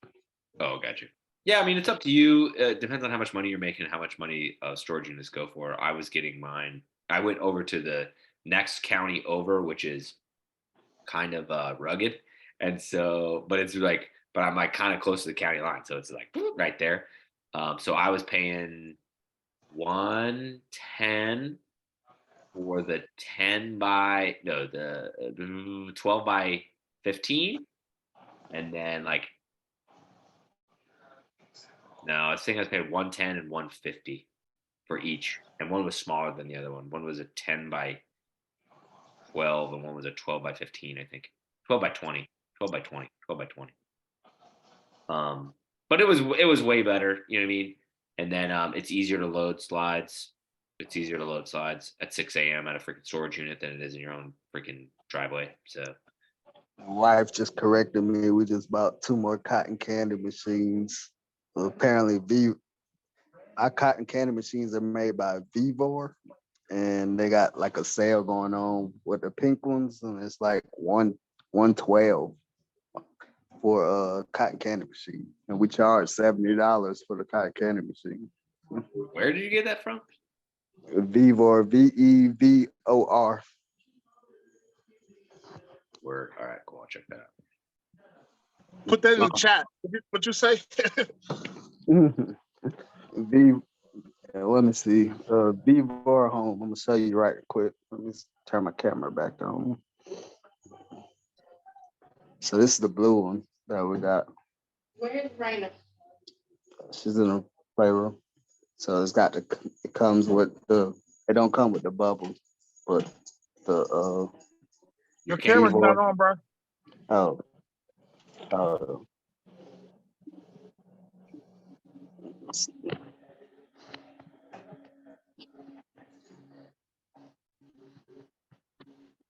There we go. see it. There we go. It's the 20-inch dome, and we got we buy the little plastic dome to go on top of it, and then we buy like some it's got like some the wrap that goes in it that catches the cotton candy if it flies away or whatever. And we got the snow cone machine. I ain't gonna lie, that dome, I bought a brand new dome and it's been sitting in the garage. It's never gone out. No one ever wants that dome. I've never used that dome. We just take it with the dome because some people like to have it in the house. But yeah, this pink one's right now on sale for like $112. That's crazy cheap. And then you charge like $65 to $70. Return of profit. First rental, you already done 2 rentals you paid for. So That's people don't like using the dome. I've never used it. I have it, and I actually have a customer this weekend. She had it on, and then she just said, "Do I really need it?" I'm like, I never really see people using it. And she took it off. Offer for free, but I've had a thing for 2 or 3 years and it's never gone out. I just keep it in case somebody happened to ask for it. I have it. That's interesting. Because I had finally tested the cotton candy machine like the night before I had it rented. I'm like, man, this cotton candy goes everywhere. Maybe I just stuck at cotton candy. Start to get that twisting in there. Some people are professionals and they got the YouTube video. You can just watch a YouTube video. You get pretty good at it. That's what's up. Well, I might have a pink cotton candy machine coming my way then. Yeah, it's a sale. It's a sale right now. And then if you sign on, they Concessions are sounding much better now, huh, Nick?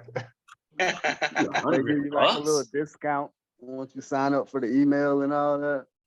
I send you a little text message. It's cool. Meanwhile, I think I spent like $1,000 on the Econofloss Easy Clean.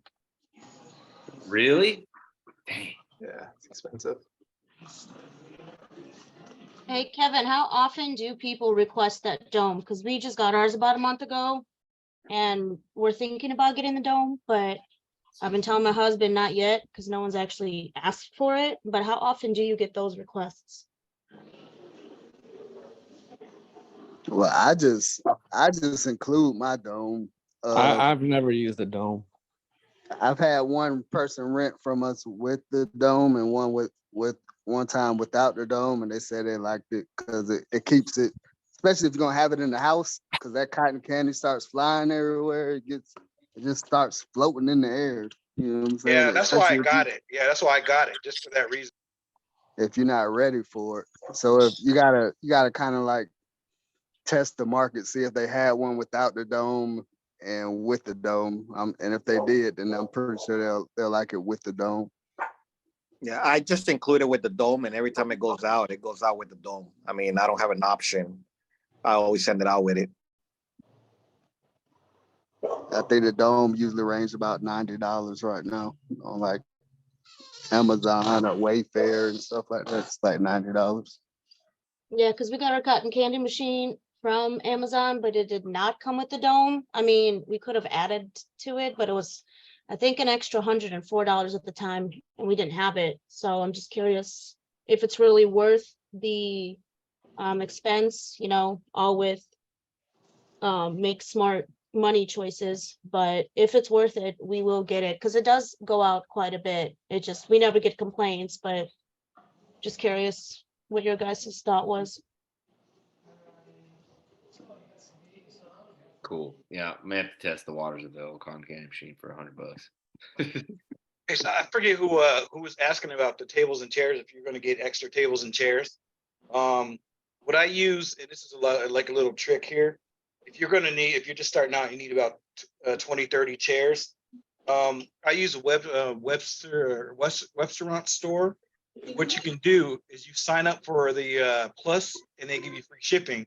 So I'm looking at Amazon right now. For 10 chairs, it's $154. For 20 chairs on Amazon, it's $400. On Websterant.com, it's $309. So you get the free shipping, and you can turn it off because after 30 days, they'll start charging you a monthly fee. But if you're going to just bulk up or load up on a whole bunch of chairs and tables, use that free shipping, and you can load up on all your tables and chairs. You're going to get 50.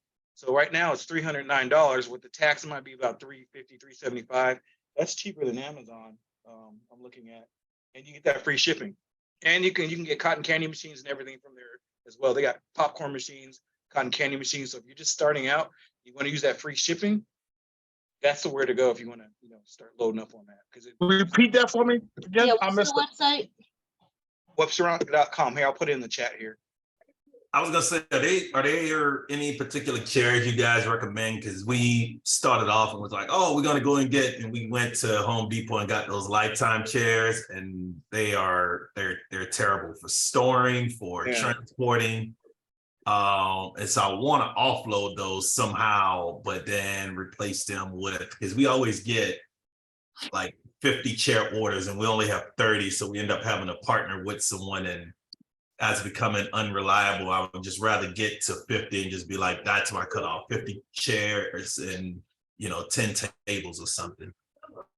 Yeah, so when I first started up, I built everything on Websterant.com because they have the Carnival King brand cotton candy machines. They have all that stuff. They have snow cone machines and all that good stuff. And then what you do is you pay for that little plus thing up there. You get that plus, and it's free shipping. They ship you everything for free. So you load up on all the tables and chairs that you need, and snow cone machines. If you need the snow cone flavors, they have that. They have popcorn bags. They have popcorn everything, and you just go in here and get that free shipping. Then after 30 days, you cancel it because they start charging like $199 a month for the shipping. Or if you're gonna get your supplies and stuff. But the chairs that you want are the ones that I put in the chat, because they stack easy. And that's what most people with bouncy house companies use. Is those folding, I think it's called Lancaster chairs or something like that.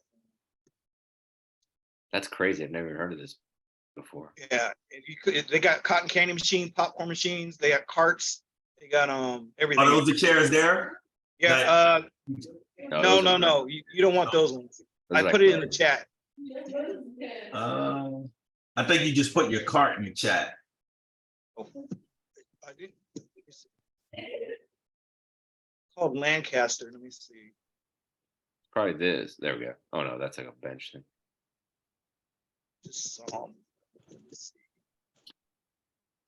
That one. No, that was the fan back one. Yeah. Here, let me try to put it in chat again. These are the ones that everybody. That show up this time? It's about it. Yeah, right there. Click on the brown one right there. See that brown one on the right-hand side right there? Click on that brown one. Yeah, then you can change the colors. You can go to the white ones. If you click on that brown one, you can go. They have all kinds of different colors. So so if you go down to the white one right there, one with the grayed out screen. Oh, there you go. Yeah, there you go. So you can get the different colors. And the more you order, the cheaper they are. But if you get that 30-day free shipping thing, get everything you want, and it's free shipping. $13 a chair. That makes sense because I need to order. I need 50 more chairs. I have like 100 chairs now, but I need 50 more. And I was about to order them from Titten Tables, and yeah, that's gonna save me about like $400. Yeah. That's a lot. Yeah. So, yeah, just make sure to watch that 30 days because you'll get so busy you'll forget about that 30 days. Then that $99 pops up. You're like, what's this 99? Oh no, yeah, I'm gonna put it on my calendar, bro. That ain't gonna hit my calendar. Yeah, dude, that's It crazy. happened to me once. 50 chairs and $700. Yeah, I'm looking at that as well. What do you guys use to stack them? Like I've seen people have them like all in a stack and then they, ratchet them together. Is there a certain kind of cart or something for that? Or I know Yeah, like the but that's- Titten Table people were that's if saying you- like a cart, you can like put it on top and just use a dolly to transport it. Yeah, that's if you use them in your trailer. But I mean, typically my trailer is full with inflatables, and so all I can put my chairs on is my truck, like my truck bed. So I don't know how people even do that if they have a trailer just for chairs. Yeah, we do. So I put them on like the little roller carts that I buy them from Harbor Freight. They're like $17 a piece. And so what we'll do is we'll put that day's order on the roller cart and ratchet strap it to that. And then you can just roll it across the warehouse and then it's gravel. So I have had guys actually just wheel them through the gravel. It's a little messy, but you can just freaking pick it up with the dolly and just go plop it on the trailer and then we just ratchet strap it to the rail of the trailer. okay, cool, thank Yeah. you. You never run into issues with space with the bounce houses and the cart with the chairs? We haven't. I just started doing the cart thing a couple weeks ago. We had one of those random weekends. We had two of them, but where all the chairs went out or whatever. And so that's when we did it. And the inflatables didn't fill the whole trailer. It's all combos, so it was no big deal. We rarely fill because we have 16-foot trailers. So we rarely fill it up on a drop-off day because you just can't get enough. You don't have enough time to fill that trailer on a drop-off day. We'll fill it up though on a pickup day, so that would potentially be an issue. Yeah. But the guys forgot the carts when they went to go do the pickups anyway, so they ended up in the bed of the truck on the pickups because they didn't take the carts.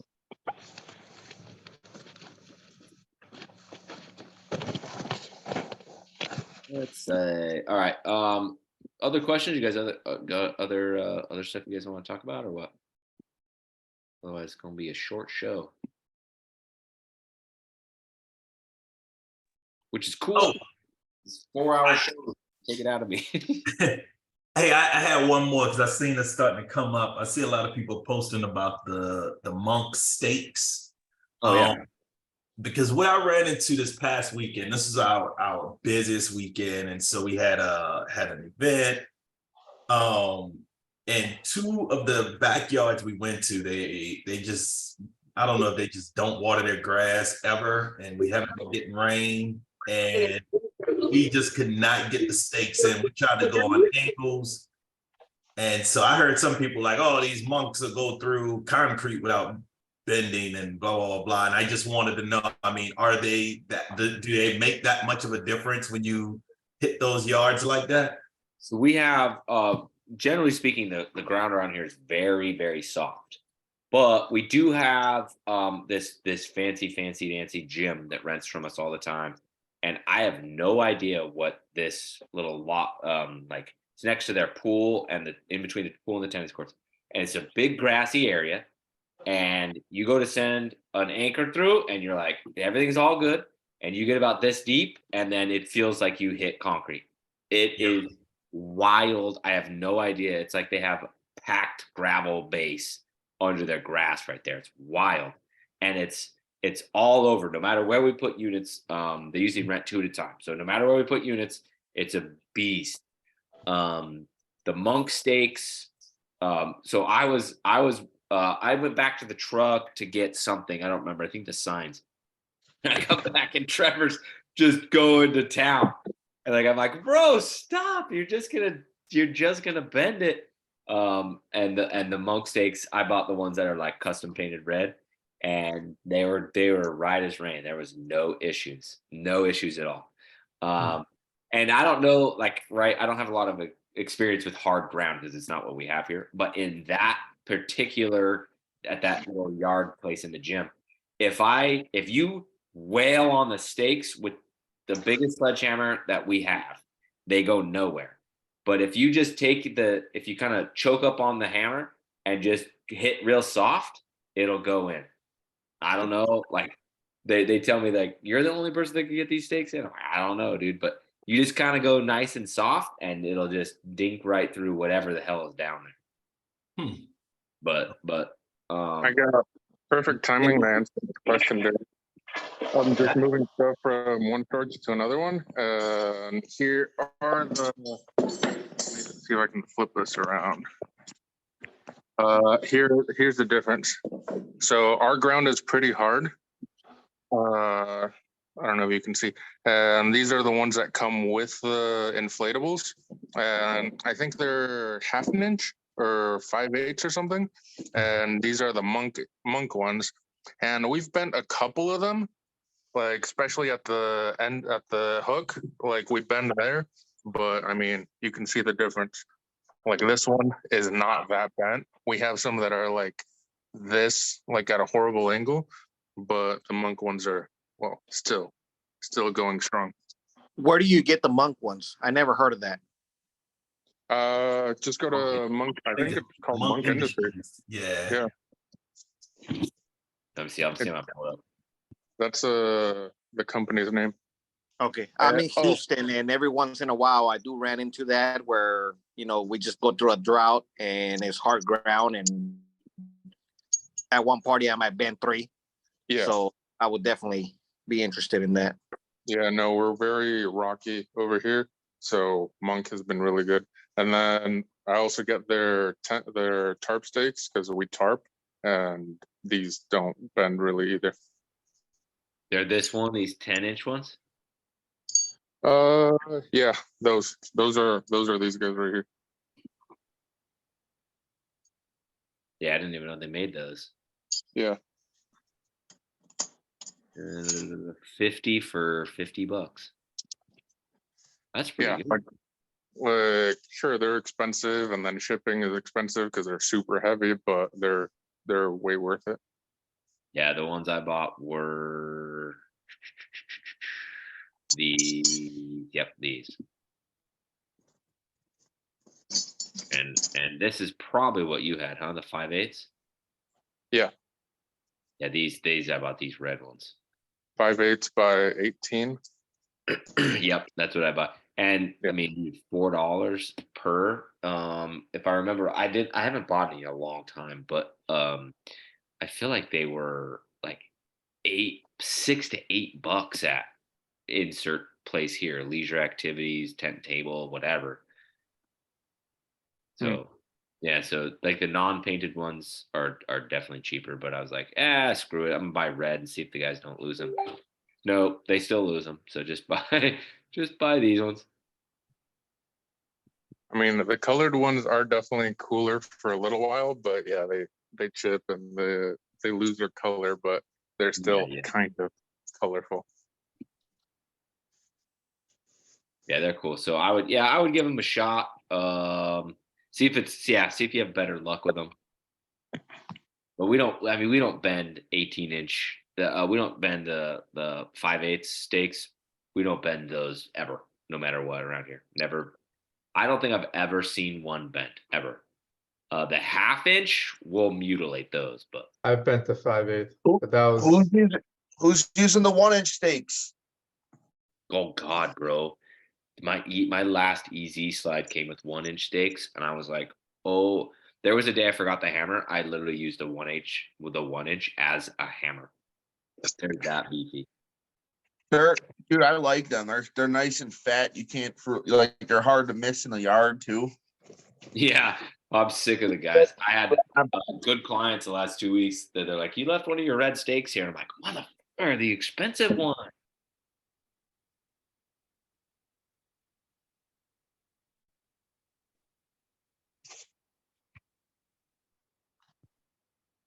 All right, what else you guys got? Otherwise, I'll go drink a beer with my wife. Just kidding. Wednesday. My family never sees me on Wednesday.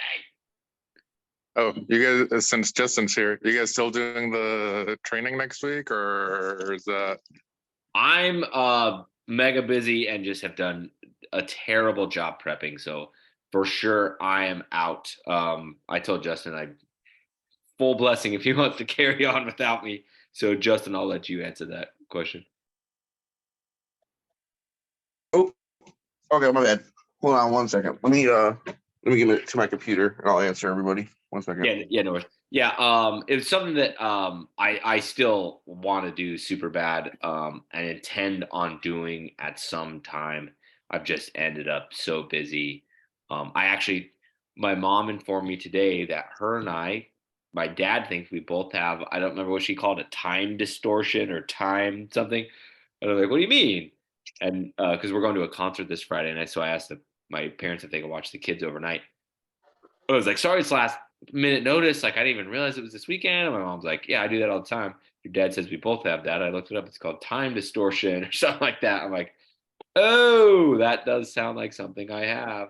And so that definitely hit me with this whole thing. I wanted to do it super bad, but time just got away from me. So, oh, Justin's joining back in. So hold on. Oh, he must be joining from his computer. Ah, there he is. All right. But yeah, You got the hats, Justin. Huh? You got the hats. Foam Daddy has the hats. Oh, is that who it was? Yeah. I have all the hats on too. I just don't know. you have an echo. Is there another? Because there's two of you in here. I try to do that. Hold on. Turn your phone off, brother. I did. I actually exited out of it, but then sometimes it still stays in there unless you like physically go in there and actually exit out of there. Yeah. Annoying. So this is what the plan is. Anybody that needs this training, we're still going to host the training. We're going to do it in person in Buffalo. It'll probably be a little bit of smaller classes. I'm not going to change the pricing or anything like that because you'll actually get more value out of it because of the smaller prices, or smaller groups. I know there's a guy in Vermont that wants to come down. Adam's still down to come over here. He's in New York, so we can still do the tent class. I know there was a couple people. There's one person in Buffalo that's willing to do it. That wants to come check it out. And then there's I want to see there's a few other people that were messaging me back and forth, and then messaging Nick too. So yes, I'm willing to do that for everybody too. It's really not a big deal for me. It's literally before my season really gets big. I have the 420 lounge that takes up a lot of my time for my life too. And tomorrow's our holiday there. We make like 1/4 of our revenue in like within like a week or two. So that's once that's out of the way, I have less stuff to really worry about for that as well. So this next week coming up, I'm free. I have my business is running itself. It's doing pretty well. I have everything's getting answered. My sales are up and ahead of everything. So I've actually been focusing more time on PRK. I actually had a meeting with my video editor today because I told you I've been avoiding all the big videos, Nick, right? For a minute. Yeah. On purpose and whatnot. And I'm just like, you know what? I should have done it anyways and just did it. But I really feel like once I do how to start a bounce house business, that video I want to be like super quality, have a bunch of edits in it. I just never felt like it was up to par or something that I could do or want to put my time into. Now I could pay somebody to do it. I'm cool if there's like 10, 20 hours into the video.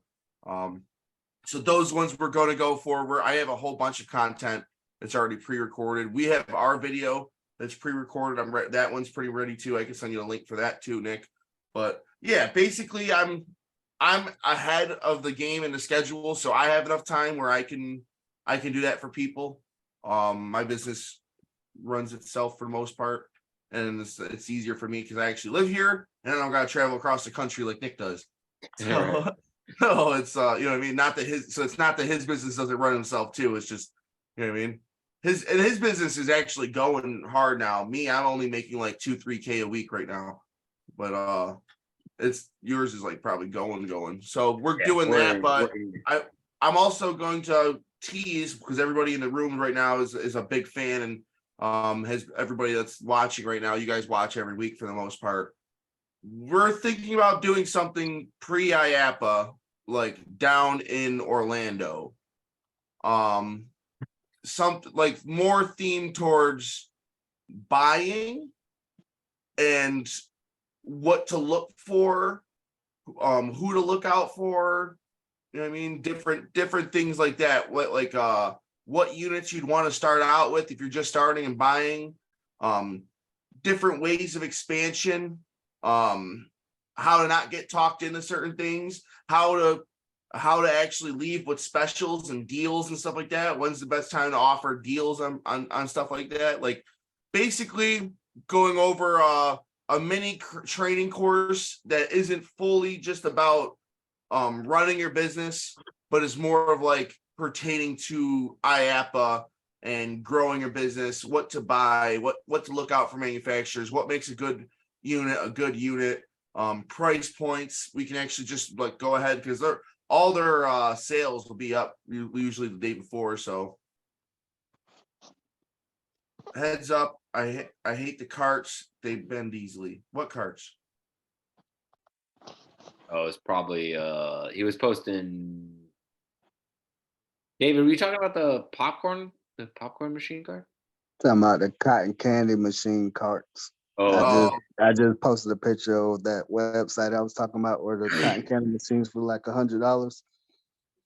I don't do that. The carts are like 180, 200, but I got one of them and I'm trying to reinforce that thing. Yeah, them Beaver machines are pretty much trash, dog. You want to hit up Gold Medal. Gold Medal is the best, but there's so this is how Gold Medal works. Okay, you ready, everybody? Literally going to give you some of the advice and some of the information that I would give at like this IAPA class. Let's just talk about Gold Medal. You know what I mean? Out of like when it comes to Gold Medal, I think the other one is Paragon. Paragon is like twice as cheap than Gold Medal.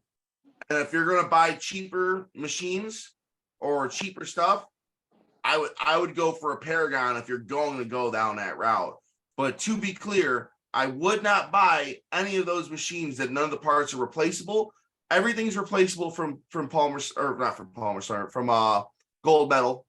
Everything's replaceable. They make equipment specifically for the rental industry. Like, for example, their popcorn machine. They have a popcorn machine where it has plastic windows with handles in it, so you can grab the machine from the side and have your fingers in it. The windows are plastic, so once you throw it in the truck or you're driving and it leans over and a steak goes through the side of the window, it doesn't fully break and there's not glass everywhere in the food now. It's just, you know what I mean? There's they're made for transport, the popcorn machines, the cotton candy machines now that come from Gold Medal. Paragon, the internals, there's a mechanism for the Gold Medal where you lock it into place so it doesn't shake for transport. Like all the rubber seals, everything, all that stuff can be replaced. The heads can be replaced. The more expensive the machine, the easier it is to clean and the easier it is to take apart and assemble. So like their cheapest machine, I think, is around like $700, and their most expensive one's like $950. Don't try and save $250. Just buy the more, like when it comes to certain products, when you're at that level, you're better off just spending the extra $250. And then their snow cone machine. There's literally a video on YouTube of them chucking it off of a freaking lift and then like a sky lift, 20 something feet in the air, and then using it after. Like that thing is indestructible. It's hard plastic. Like I said before, no glass windows or anything like that. Amazing machines where like you can when it comes to the snow cone, you can get like a metal one with plastic windows too, I think, from Paragon. But I really like the robustness of the Gold Medal 1888s. Like I've seen those fall off the back of trucks. That one crazy video, all that. Like when it comes to popcorn machines, cotton candy machines, I like Gold Medal. And then you understand now from hearing all that, you understand that when you're looking for a concession machine and you're trying to buy one, it's not just, oh, what the price is, it's how long it will last. Will some of it break? How easy is it, like, if it's going to just break or fall apart? Are the components replaceable? What is the company's warranty? You know what I mean? Like, there, all of these type of things are basically things you want to know and before you're going to buying something like that. And these are the type of, this is the type of information that we want to put into a giant packet and give it to you. Like, you know what I mean? Do like a 4-hour class or a 5-hour class, one thing, hang out at a bar, get drunk afterwards, because me and Nick likes to party, you know what I mean?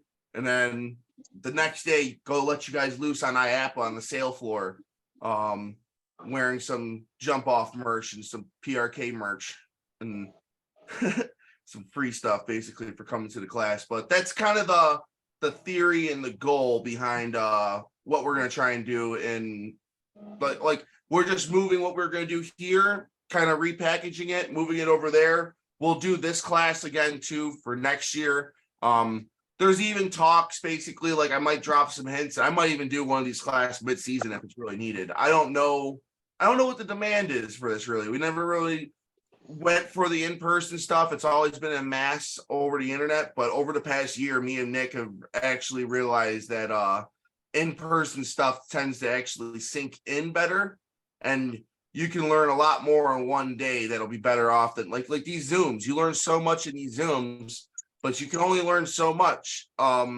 Like, I can't just, if you're at my shop right now, I would literally take that snow cone machine and just shove it off a shelf.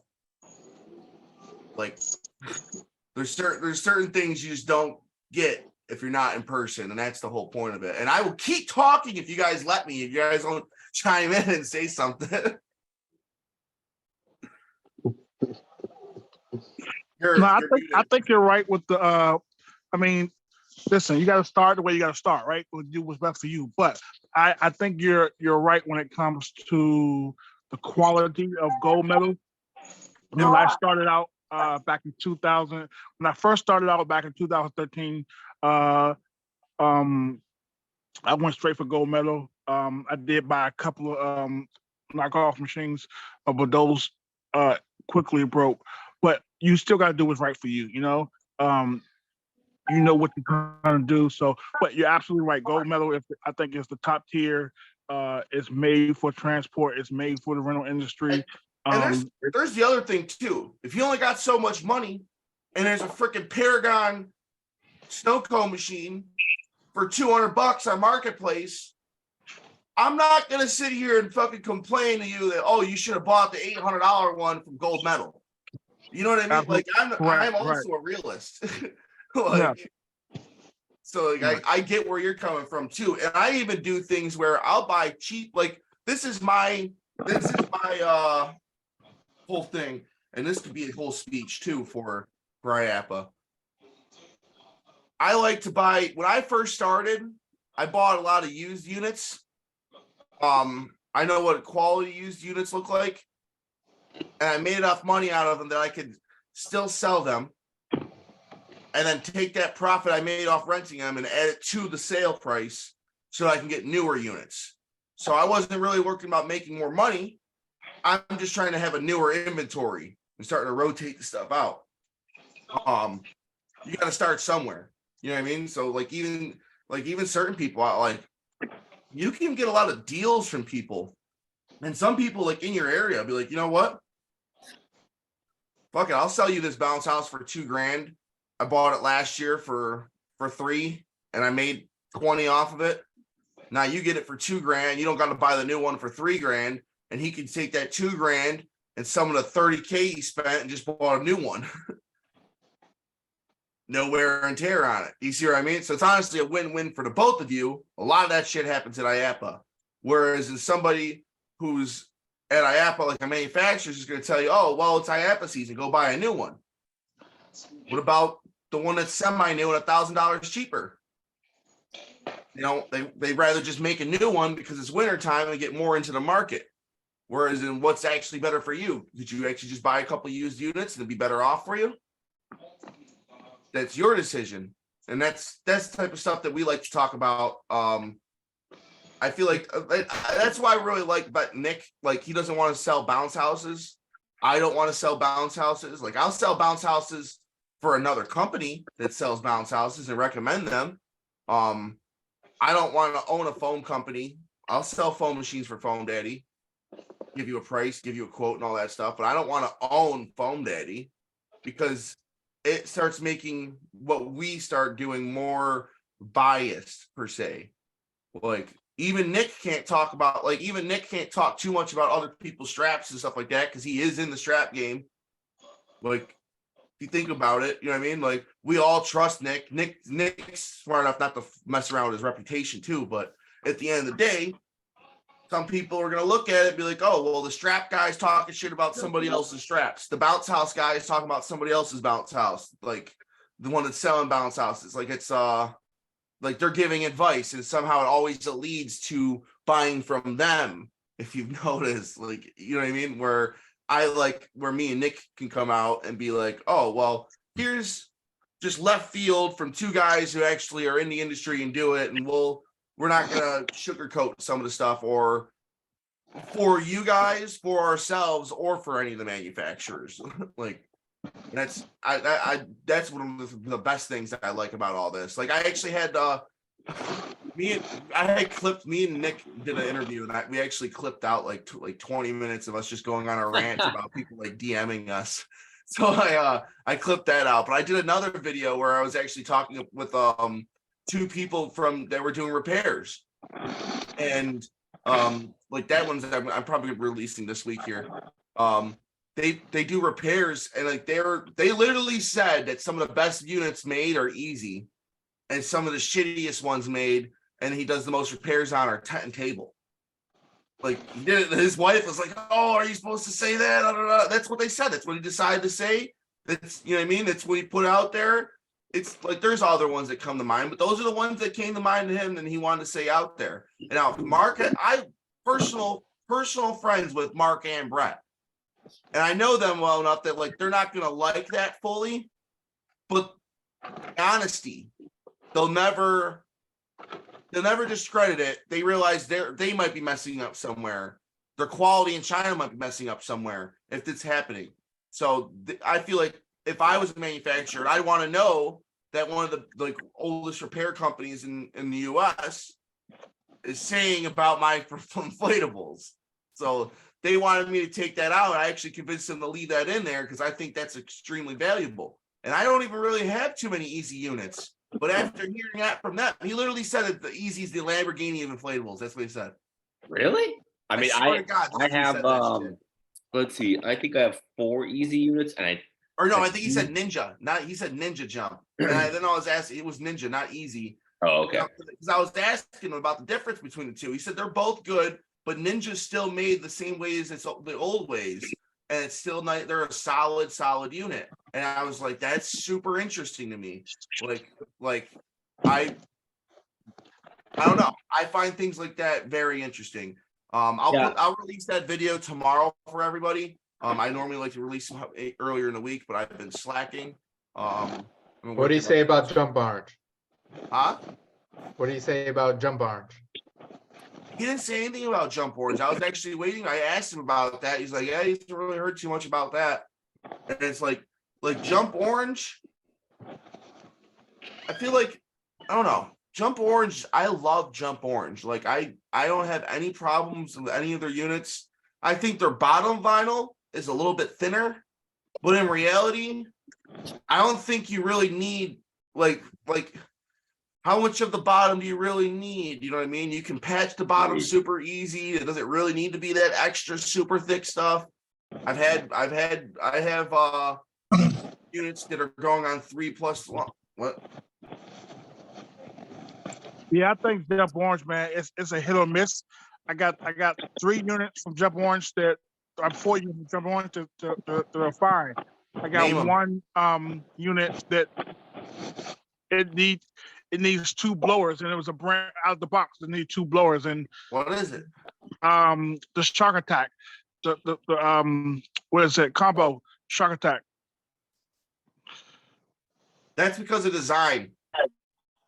That thing's bigger, longer, and it freaking has that giant extra freaking air, like where the shark's mouth is and stuff.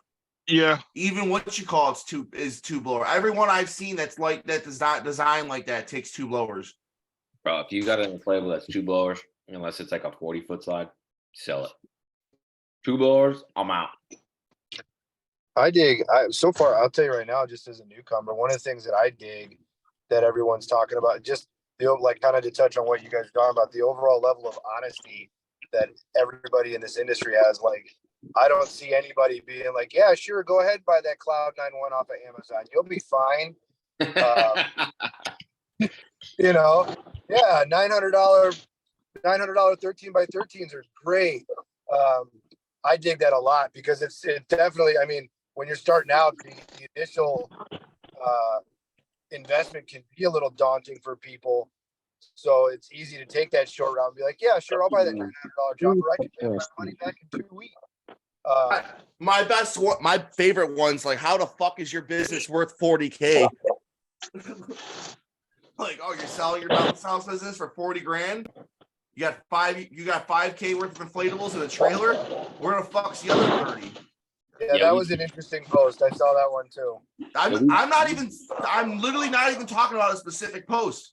I'm just making numbers up and saying like specific things. It happens like once or twice a week. People, yeah, we talked about it before on the show, but somebody was, I don't remember the context of how it all came up, and then I went on a rant, like a polite rant, but I went on a rant of the inflatable industry is easy to get into because your barrier of entry is low, right? You don't have to go build a coffee shop and buy the equipment. Like it's generally speaking easier to get in because it's cheaper, right? Now, if you do everything correctly, the barrier of entry is a little bit more appropriate, right? With insurance and everything, but the barrier of entry for somebody that doesn't give a shit about all of that is extraordinarily low, right? But that also makes your exit strategy pretty much non-existent. And what I mean by that is you cannot sell a inflatable company for any more money than what your inventory is worth. Maybe you can tack on a couple extra $1,000 for the website if it's been around for a while and has some SEO juice behind it. But your inflatable company is worth what your inventory is worth, unless 2 things. Number 1, you have people under contract to rent from you, like under contract to rent from you. Nobody has that. Okay, so that's out the window. Number 2, you're me or Justin or maybe a couple other people that have built up equity behind the business doing things that are not related to business at all, right? So the jump off is probably worth, and I say probably, worth more than the inventory that I have in my warehouse because of the work I've done on the internet to build up equity behind it. The other possible is if you're talking, what is it in Boston, the bouncing bees, jumping bees? Busy bee? Yes. Right. That company is so incredibly massive that even though they don't have contracts of the business that's going to come in, they will continue to absolutely dominate that market unless you come in and buy it and totally jack it up. Jumptastic. They do illegal things. Well, I don't know anything about their business. I'm just speaking to the size of their business. They do like $8 million a year, and they do unlicensed banners. That's crazy. But they've been doing unlicensed banners for years. Their business model, sale, great people. I just like they do things that I'm not allowed to do. So then when you like some of the stuff I listen to them, they make a lot of sense. But then like when I found that out, it's like, oh well. It's one of those things. I ain't going to be able to do that stuff because you guys all watch me and I tell you guys not to do that. So why would I be able to? But sure, if I were to go to a major city and I could slap Disney next to my name and my logo and put them on all the bounce houses and have them all around the city, then yeah, I could do some more advantage too. They also do tents and bounce houses, 20 wides, which I tell everybody, if you want to make some real money, that's what you should do. So that's a smart thing that they do. And the other thing they do is they have all the same shit. Everything's a freaking 5-in-1 combo that's the same color. They can have an interchangeable banner on it. That's it. Then you have like 3 different options of water slides. That's it. It's so fun if you go to their 4 different choices. Yeah, you go to their That's it. website, they look like a small company, but they do.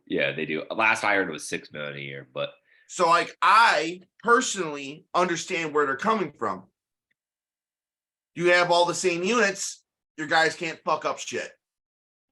So me personally, and this is where I like, and they also don't have any theme units, so there's always go out. There's less choices, so it's an easier sale. Whereas in mine, I have a bunch of different themes, but all my combos have the same exact footprint.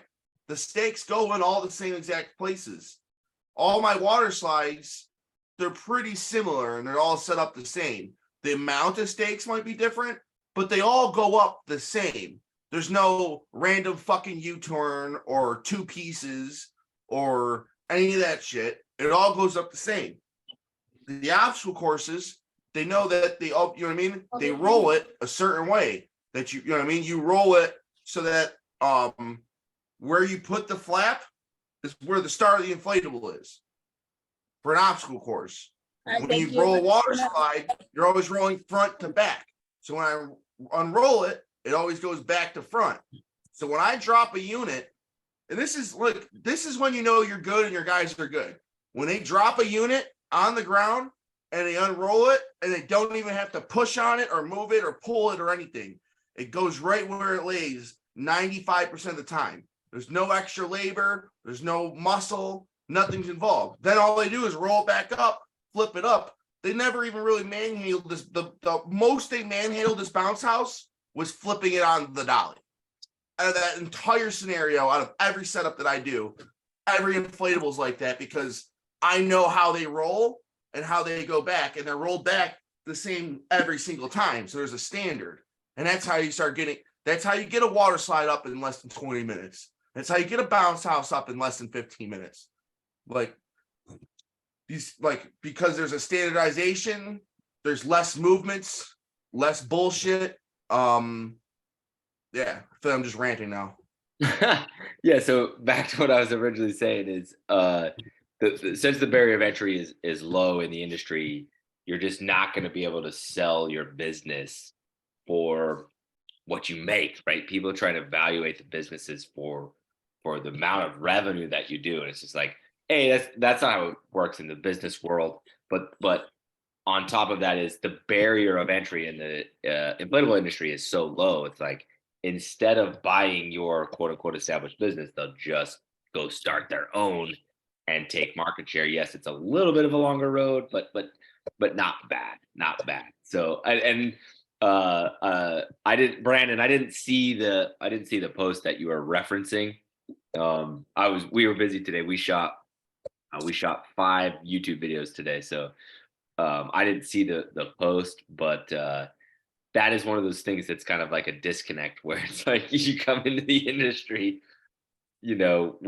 with 40 grand, you can't get out of the industry with 40 grand because like the inventory depreciates in value. I don't know. Well, that's kind of one of the things that I found a little bit crazy in my area anyways, looking at used units, is that what these goofballs want for used units, I can just buy a brand new one from, like, I bought my 2 from Jingo Jump.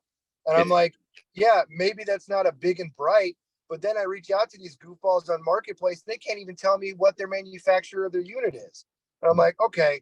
They're trying to get their money back out of it because they're not trying to do it in the business. So they're trying to get because some asshole sold it to them for $2,000 and it's only a $1,200 inflatable. And it's like, so they try doing all that crazy stuff. And I just sit there and wait. I just play the waiting game. Eventually they hit you up. Hit them up now and then. Eventually, they'll hit you back up first. Be like, oh, I'll just take that 1,200. Yeah, I only got like $1,000 on me now.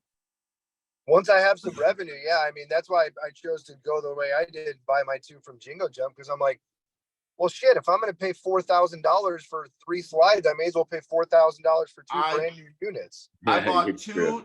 fucking Jingo Jump units or 3 Jingo Jump units that were covered in dog piss for $1,200. I They're had, brand new. They're That's brand funny, new. though. They I had, this chick, this chick and her husband owned a bar, and they also owned a gym, and this was their 3rd business that was in a trailer for like their side hustle. They had no time for anything. They ended up going in their garage and shit like that. And everybody that went to go look at it was like, fuck that. Even Mike's went to go look at them. Dude, I freaking washed them out. They were completely fine. They're brand new freaking units and stuff like that. I took the time to actually open them up. I got those things so cheap. They're still in my inventory. After, this is my 4th season. So I made my money back on those bounce houses. We'll tell you that much. Yeah, the secret to buying used, in my opinion, and I still buy used. I still love it. I still love it. You go to Marketplace, and so my strategy is I'll go to Marketplace and type in water. Like right now, I'll go to Marketplace, type in water slide because we're about to get to water slide season, and then I go to the filter and go and do 1, 2, 3, 4, 6 as the dollar. So $1,246. Because people go in there and price things 1, 2, 3, 4, 5. Okay, so you price it at that amount, right? You shouldn't. Right. You're not going to want to buy a water slide less than that amount anyway. But then it filters out all the rental stuff.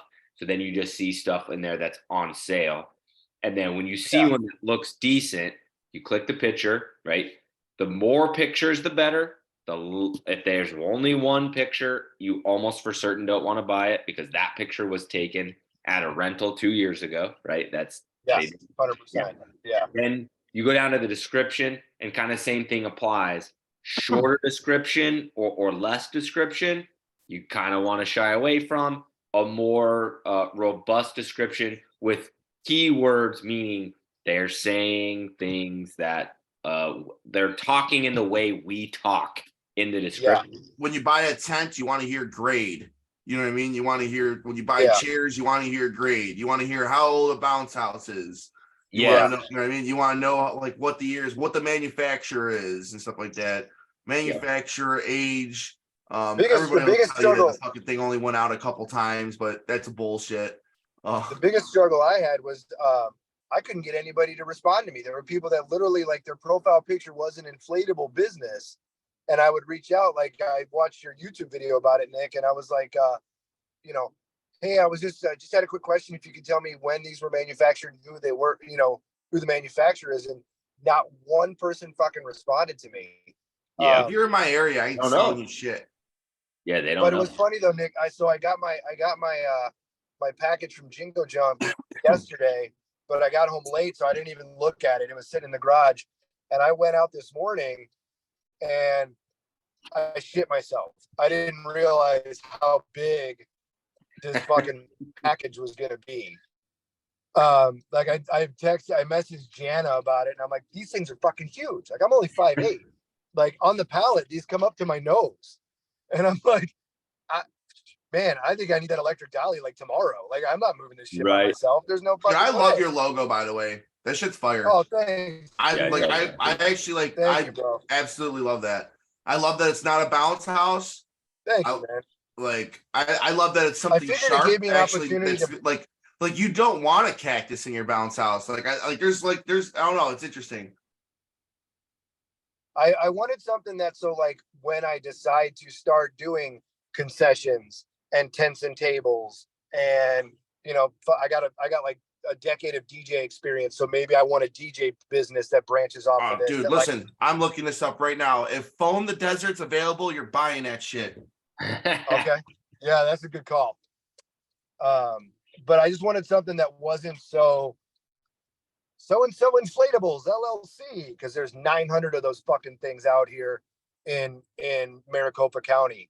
And I'm just like, tell me that nobody in this room, there's 17 people in this room. Please tell me you don't have LLC in your marketing. Take it out. If you have it, take it out, please. Pretty please. Nobody cares. There's 2 snakes in the desert, right? Or is it 1 S? I can't fucking remember. I'm the worst. Desert. There's one snake in desert. Oh yeah, that's what it is. I fucked that up. Foam the dessert. Foam the Oh, yeah, dessert is Brandon, you were talking about describe it. the side. Yeah, so we did 2 of the videos we did today were unboxing videos, and it's crazy. It's still crazy, like how big the unit looks when it's in the bag, right, with the cellophane wrap on the Yeah. pallet, like strapped to the pallet. Like like don't be Oh my God, too freaked out because like we take them off.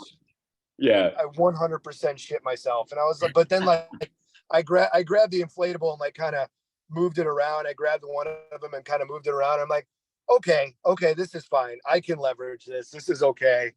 Yeah, we did I'm gonna one be- today. One of the unboxing videos today we did, it was an 18-foot single lane, a brand fucking new company called Sun Fun with two ends in sun, I think. We blew it up, we did the whole thing. Hopefully the video will be out next week, but we blew it up. Very bright colors, appeared to be quality, good Velcro, the whole like, right, checks out. So then, but like how it rolls is always part of the unboxing video. Like you got to review how it rolls, like because we're rental guys. I rolled this single lane 18-foot slide with the lowest amount of effort. It rolled like a 12-foot slide. It was insane. When I got done rolling it, it was like I didn't factory it, which is like roll it the same size as the factory rolled it. It was bigger, but and it's big, right? Like an 18-foot slide. It looks like a pretty big 18-foot slide. And then after the video's over, we go to put it on the forklift to get it up on the rack, and it's just like I just like a combo. I was thoroughly impressed. The slide was all fine. It was all fine. It was all quality. It was good. It was good to go. And then I rolled it, and I was like, "Oh shit! I cannot believe like this." butter, baby. Yeah, dude, it was nice. It was nice. Yeah, All right, it's boys. available. Foam the Desert's available. I'll send you the link. All right, well, then I'm 100%. Where are you at? Buy it. I got to bounce out though. Phoenix, Arizona. Okay. Oh shit! He's right by Chris Weed. He's I like, was gonna say you're right. You're right, but you can go pick it up from Foam Daddy. oh yeah, Oh yeah, him and I are friends on Facebook. With Paul. Paul. Yeah, Paul too. Paul's a great guy. Paul and Chris are a great guy, dude. If you show Chris your logo, I think he'll love it too. Because it's not. I love non-bounce house logos. I think Nick feels the same way too. I think you dropped off. Yes, 100%. So this is not meant to offend anybody. My friend Beth, her and her husband started a sticker company, right? So, and I've been plugging them. So slapco.com. They make some stickers. Jump off. Use promo code jump off. You get 25% off.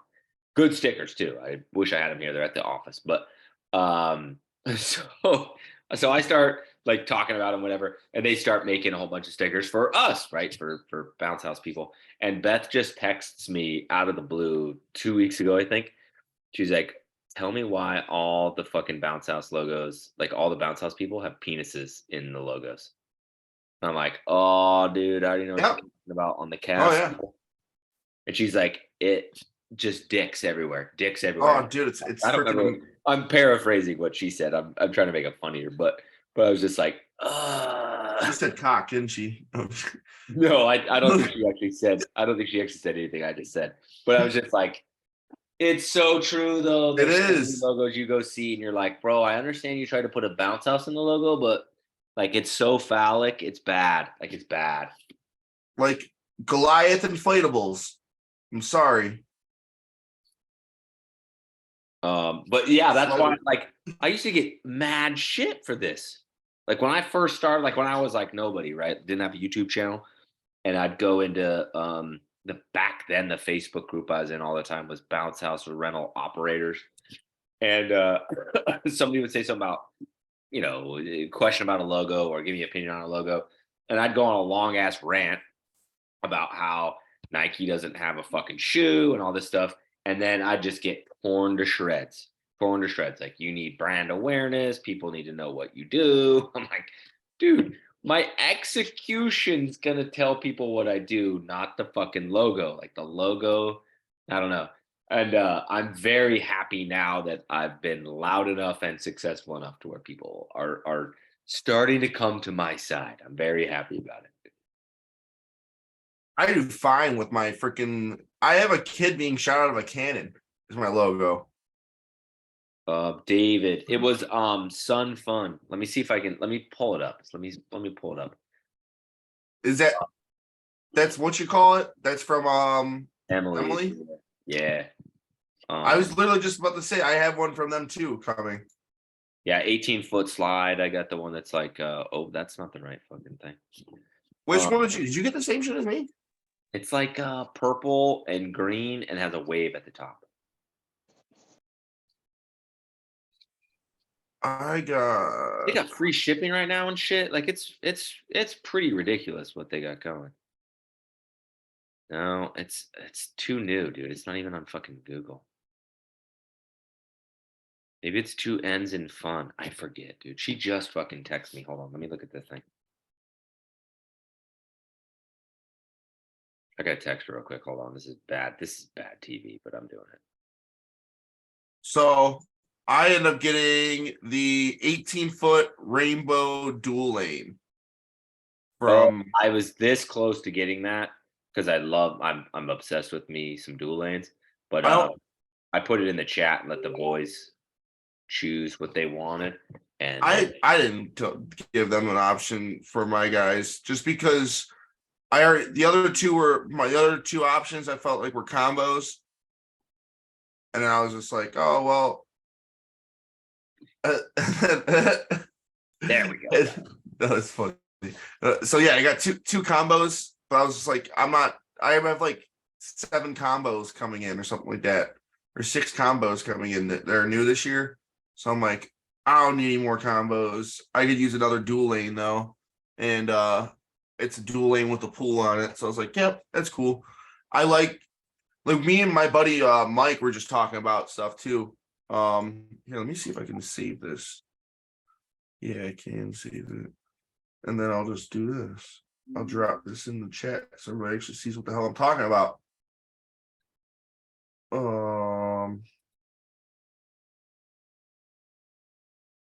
What the hell? All right, I gotta put my phone down. It's fucking going crazy. Yeah, but I like units that the pools don't attach. I hate detachable pools, especially if they have one of those freaking where the freaking air comes out on the outside. Like Jingo Jump has that shit where the air is on the outside of the unit and it goes on that like one panel. I don't like that at all. Yeah, I don't like the combos. I don't like the combos. Like we have combos. My Corona Bounce does this, and I have my big ass Pirate Fortress from EZ does this, where you take off the pool and put on the bumper, and that fucking Velcro never marries correctly, and then the clamshell's a mess. I'm just like, dude, can we stop? In my lifetime, I've seen 3 or 4 people get in accidents where those things meet on inflatables. That's literally why I don't do it. Yeah, I don't like them at all. Not into that shit. The replaceable. No, and then like same thing when your obstacle courses, when the Velcro goes on where they freaking go together and seam up, like no, people run across that and walk across that. Get that shit replaced after what, you know what I mean? Don't mess around with that. Yep, heavy agreement. Let's see. Pretty small crew left. Anybody? I want to check Facebook. I haven't checked Facebook in a while. But anybody else got any questions?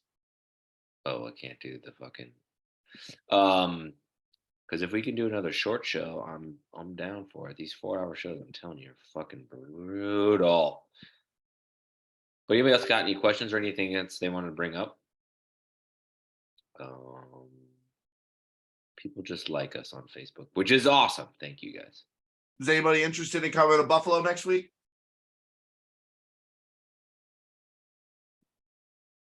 Crickets. All right, cool. Late in the season. I think I'm good. I got a little bit of a Dos Equis left. And then I got massive amounts of crap to do tomorrow. So if I can wake up not hungover, that's like a huge bonus for a freaking Thursday. Did I post it? Oh, David, yeah, I posted the name of the website, Sun Fun Inflatables 2 ends in sun. I advised against it. They didn't listen. But yeah, that That's thing, hilarious. 18-foot single lane rolled like a combo is pretty impressive. So if you guys want some free shipping and need some stuff, check them out. Check them out. But anyways, all right, cool. What did you advise against for Sun Fun? The two ends, Two ends in sun. the name. I said, don't spell it wrong. Spell it correctly. Don't spell it wrong. Nobody's gonna remember where the end goes. The second end goes. I still don't. Sent me a slide. I don't even know where the freaking end goes. Did they at least buy the website with one end? Like I the don't. domain? I don't know. They probably couldn't get it. Nah, it's Sun Fun Inflatables. It's got to be. It might not be available because there's fun. What pulls up that's the Google gonna- is fun with two ends. Sun, fun sun, but that's fun in the sun, but abbreviated with just the end. Fun in the sun is what pulls up. They'll get on Google. They'll get on Google soon. They're selling a lot of slides. Emily just texted me. They're selling a lot of slides. So, and they'll sell that's more now because I just talked about Yeah, it. the tsunami wave. I see what you're talking about now. Yeah, that tsunami wave. Yo, I like this medium. With the picture of the medium duty size. What is it? This 12-foot marble tsunami. I need to talk to Emily about the medium thing. I didn't have a conversation with her about that when I talked to her. So, but I want to know kind of what that's about. She just messaged me because I'm on her site now. Oh, that's funny. That's great. She's on point, yo. I wonder if this is actually her or not. It says Emily. Definitely not her because she messaged me. That's his message. She might be on Facebook. That's watching. that's that plugin for the website. I know. I just can't tell if it's actually her or not. It'd be hilarious if it is. It probably that's isn't. funny, bro. That's a probably picture of her. That is some funny. dude named David or something. Yeah, like It's some literally. dude, it's some dude named High Level. That's what I'm saying. Exactly. Most likely is. Yeah, I'm pumped. So I'm honestly thinking about doing like a giant foam party in Buffalo and charging tickets to see what happens. That'd be fun, dude. That'd be cool. Yeah, we did an unboxing video of our foam cannon today. I got a $1,800 job on the 28th. Bro, I was shocked how big that is. Like I opened the box and I'm like, holy fuck. And like Trevor was filming and then I go to put it on the mount or whatever. And I'm like, bro, I'm gonna need a hand. Like this thing is big. And then I turned. If you set it on the ground and put the stand in and then just lift it up, lean it up. Oh, check. Okay. But watch, if you guys, anybody that has a foam daddy machine, if you're looking to get one, they have a shit ton of quality videos. Like, yes, they do. The dude this one guy is a screen actor. Like, he's literally part of SAG and all that. He's an actor. He's also a director and all kinds of stuff. And he actually did like a foam production video for like advertisements. I'm trying to get him to do bounce house advertisements as well, where it talks about doing that. But basically he did a whole bunch of a whole professional series for maintenance and like all kinds of stuff, like how to run a foam business, how to operate, how to mix solution, all that, like high quality professional videos for Foam Daddy. There's a shit ton of them. You can watch them all for free. The link's right in the group if you go to the Foam Daddy user group. Dude, they do things, Foam Daddy, right? And so I've only watched from afar. Like this is my first machine we just unboxed today. And so unboxing the machine today, I was like, I was blown away. Like the attention to detail, how perfect everything is, like how heavy duty everything is. Like you can see it, you can feel it. I was very impressed. And so from watching from afar of how good of a job they do with everything, then getting the product today kind of like solidifies it, where it's just like, dude, everything they do, like they're the king for a reason. Like they're the leader in the industry for a reason, because they do everything so freaking well. I was thoroughly impressed, and I cannot wait to shoot foam out of that freaking cannon. You didn't do it yet? No, because we filmed 5 total videos today. We had a real deal videographer with fucking lights and drones and shit today. It was crazy. So we didn't have time to hook it up and really go ham. So we're gonna do it. This Sunday is my kid's birthday party. So I'm gonna have it out at the pool, fucking blasting foam at all the kids. Oh yeah. Yeah. What'd you pay for the videographer? Big and Bright Inflatables actually sent him and paid for him. That's interesting. Is this the same? Like this is his cousin or? Yes, yeah, he worked for Big and Bright Inflatables. Like that's his brother-in-law or his cousin or something? That dude? Brother-in-law. He's back there. Oh, I gotta hit him up then because he's ready. Because he said he's gonna be doing that soon, so he's probably ready to be able to do stuff. He said he was waiting for that dude. He was on it, bro. He had some good equipment, and he had some shit I never even seen. And we had some fun shooting that video today. That was good because we did an unboxing of Big and Bright with 16-foot dual lane center climb. It's like I told Matt a long time ago. I'm like, bro, this is the best freaking slide that you have. It's the one that's mostly red and then has a little bit of gray. Or no, sorry, mostly blue with some gray and red, and it's just. Dude, that slide is just so good looking. So we got that in this Monday. This Monday. And then we waited to open it up until Joe came to film everything. And it was a good time. That video is gonna be like crazy good versus the rest of my shit on my channel. It's gonna be funny. That's fire though, dude. I just love the direction that everything's going. It's fun, dude. Yeah. So Trevor was with me today. Guy that works for me, right? Trevor's worked for me, probably right about a year. And so we get done with all that shit, right? And Trevor and I shoot 4 videos like ourselves, and then the one like fucking super awesome professional one. And then we go back in the office, and I had to do a lot of show prep, and I had a shitload of orders to process. And so, and he's learning to sew, so I'm teaching him to sew, so he can just kind of work more often. I'm just trying to get him hours, really. And so he's kind of bullshitting with me, and he's like, "So when you started, like there was nothing." Like I'm like, "Bro, back in 2019, like you go Google bounce house business." Or go to YouTube and type in like bounce house tips or whatever. Like nothing came up except for I remember there was one magic jump video that would come up that would teach you how to tip the inflatable onto the blower and then flip it into the bed of the truck. That's literally the only video I ever remember seeing. There was an old man. It was like the party rental professor. There was like this old dude with glasses in front of a whiteboard, and he explains like the rule of 10 and renting things and stuff like that. But that was like the most interesting thing I found when I started. Me and you started like the same time. It was interesting. Yeah, like I started. I remember you were a little bigger than me because I started my channel and started to get like a little bit of traction. Like it was like kind of cool and fun, like whatever, and I had some subscribers. And then it was a weekday because like I was in this room and this is my office, and then they were cleaning slides. Ethan and Tyler both here cleaning slides. And you must have cold called like the jump off phone number or something. I don't know. Yeah, I don't know.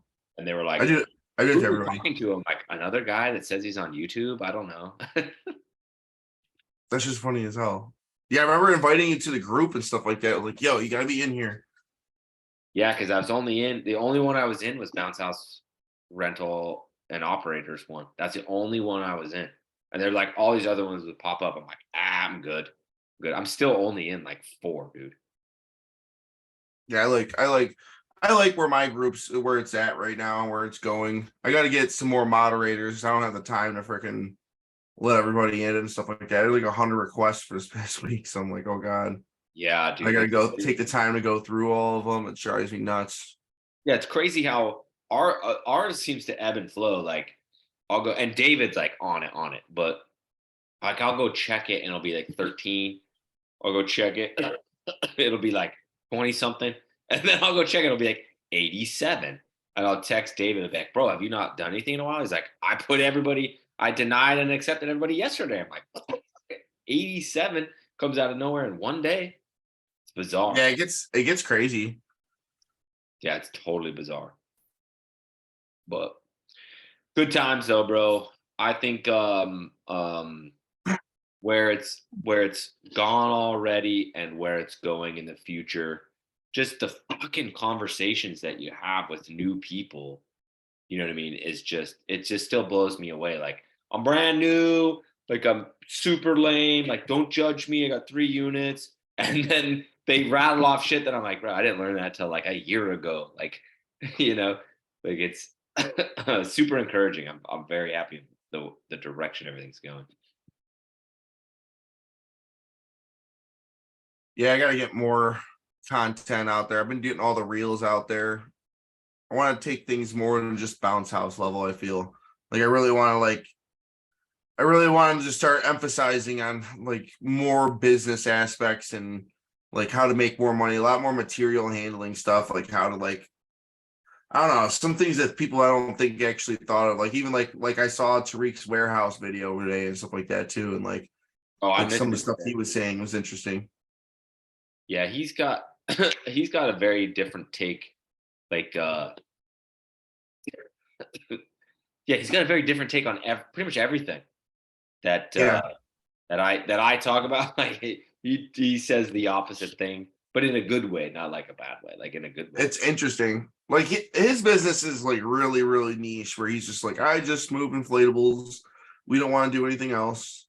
Yeah, like, and that's what I was telling somebody earlier today. I'm like, the advice, because we did a jumpstart video. Well, he did a jumpstart video yesterday that I just kind of tagged along on. But the advice, I'm like, bro, I don't even do that stuff. Like that is so I don't even know the way to describe it. Like it's not like advanced in like I'm not there yet.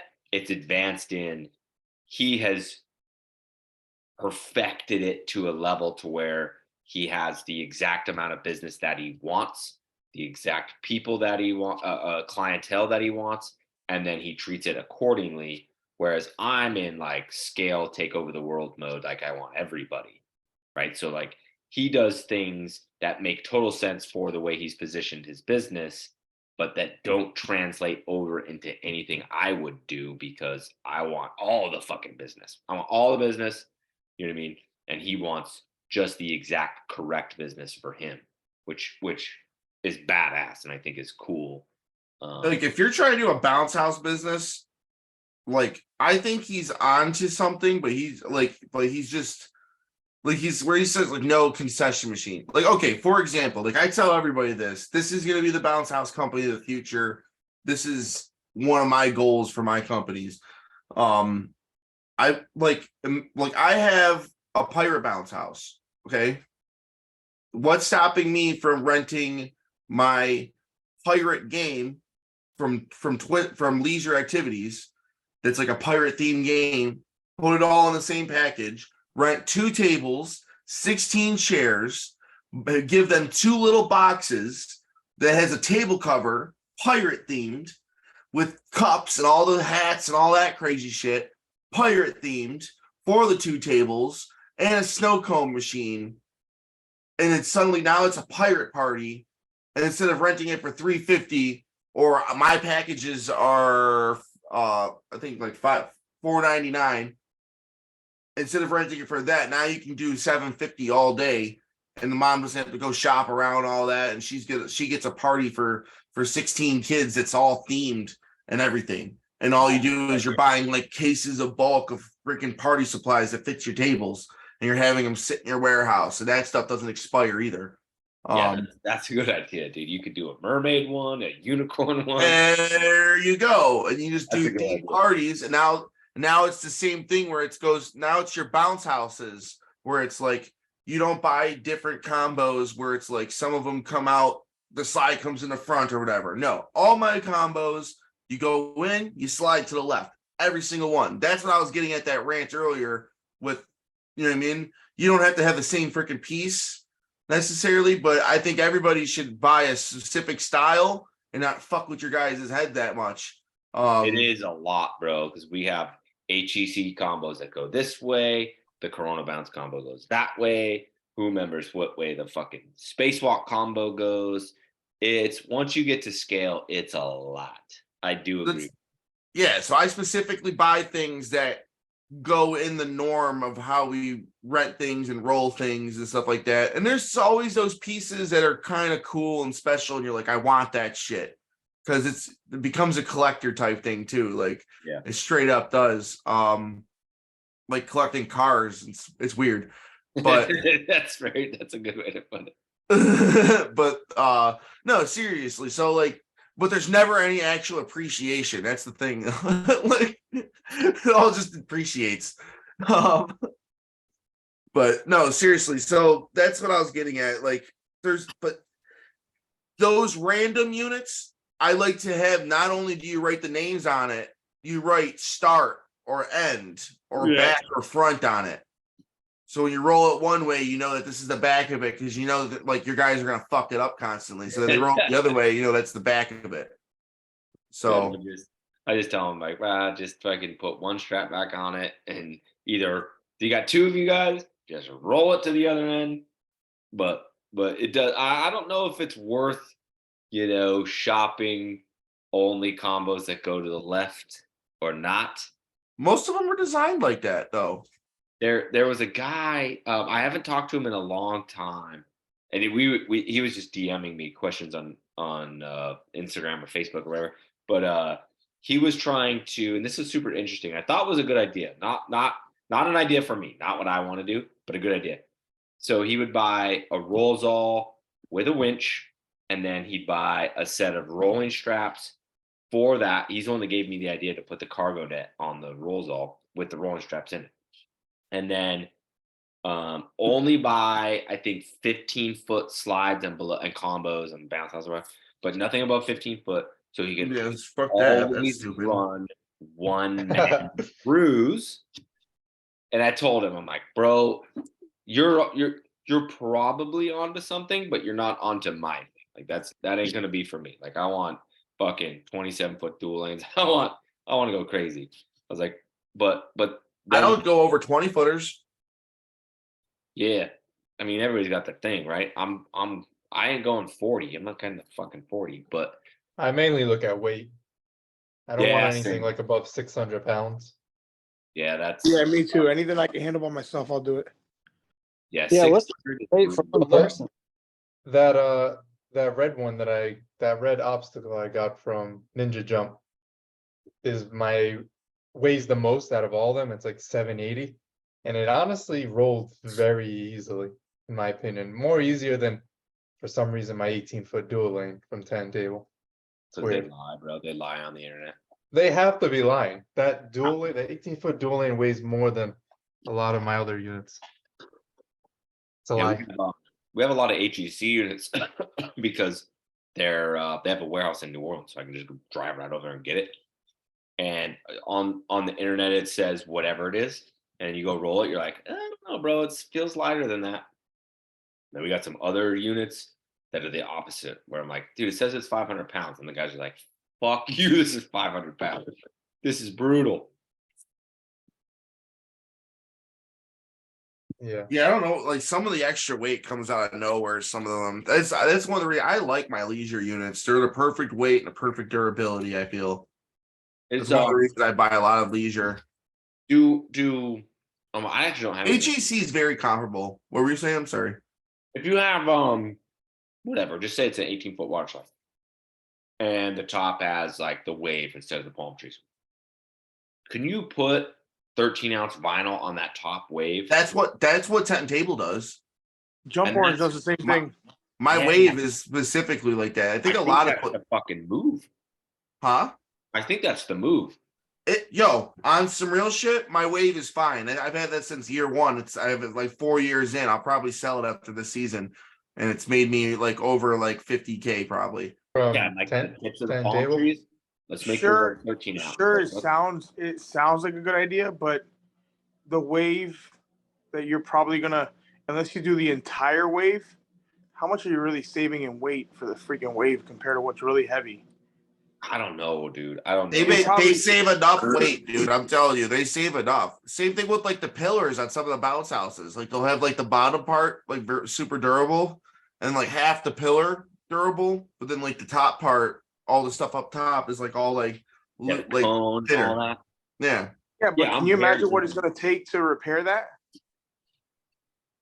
It's There's a, no it's way a, it's What gonna, are you there's no what way are it's you gonna hold up. saying? You're just saying buzzwords. Huh? What do you mean? What's it going to take to repair that? What do you mean by that? Like, is it gonna hold up after a repair if it rips up there? And a repair is a repair. It all depends on where the rip is. You gotta watch this video I'm releasing this week. I'll release it tomorrow for you. Fuck, you want? I'll do it right now. Send Oh it. God. Oh God. I'll do He's it. on No, the because it's a move. whole video where I basically interviewed a repair person talking about repairs. Repair So- man. Man that hates on Title is, Turntable. fuck you. Justin, for I'm listening surprised to you don't Repairman. you don't order that much from Turntable. I have tent and table units. The only reason I don't buy a bunch of tent and table stuff is because everybody around here has that shit. Right. Like that's the only reason I'm starting to switch from leisure. Me and Mike are both switching from leisure because we basically bought the same unit from each other. So I don't want to buy it. Like I like my leisure units and stuff, but I'm also trying to diversify a little bit too. That and the spread Okay, the that makes love. sense. Like I give a lot of love to leisure and stuff, but I want to be able to, like, I don't know, like I said, I'm a whore. I want to try everything. It's also like I have a shit ton of Chevys, you know what I mean? But it's like now I want to start getting my Ford, getting my, you know what I mean? My I just feel like my at some point Lincoln. shipping's too much from certain places. Like I I'm don't over in really the give East them Coast. shipping. Shipping. It like if it costs me $500 extra for an inflatable, if I really Gang's all want it, here I'm not now. worried about the Shit, inflatable. let's That's one fucking party. rental. I mean, Huh? So the gang's all here now. like easy costs like 1,400-1,500 for what would have cost me like 650-700 at Turntable for shipping. And then they have processing fees. Where are you located? Rhode Island. Yeah, it's a tough one. Processing see- fees? Ugh, that sounds like a fucking 3%. I don't know if they have anything over here. I don't think It's you really can find just anything it's over really here. Yeah, but just honestly, the like the extra Turntable. $500 for a unit is definitely makes me not want to buy it. If I personally want to buy from a company, I will spend the extra money because in the long run, it's better content for you people too. Like it's not just for Well, my stuff. I actually do stuff for you guys as well. What do you So mean, people? getting different units from different places helps my channel, I feel too. Well, Also, Justin, what? just so I'm clear, you not buying from Turntable has nothing to do with quality. It's mainly just No, I have diversity. tent and table units. Okay, because I know your video is gonna kind of shit on them a little bit, and I'm like, I they're my buy- most local people. I can't. not I use them. also don't buy, like, I buy a shit ton of other stuff from Tent and Table that's not their bounce houses because it's like that stuff doesn't matter. You know what I mean? The bounce houses, I go off look, and I have 3 Tent and Table units. How many total units do you have? Oh god, like 40 now or something, 40 or 50. I stopped fucking keeping track. I counted the other day and I wrote that number down because I have another 10 coming in from leisure, but now I have this other one coming in from Sunny.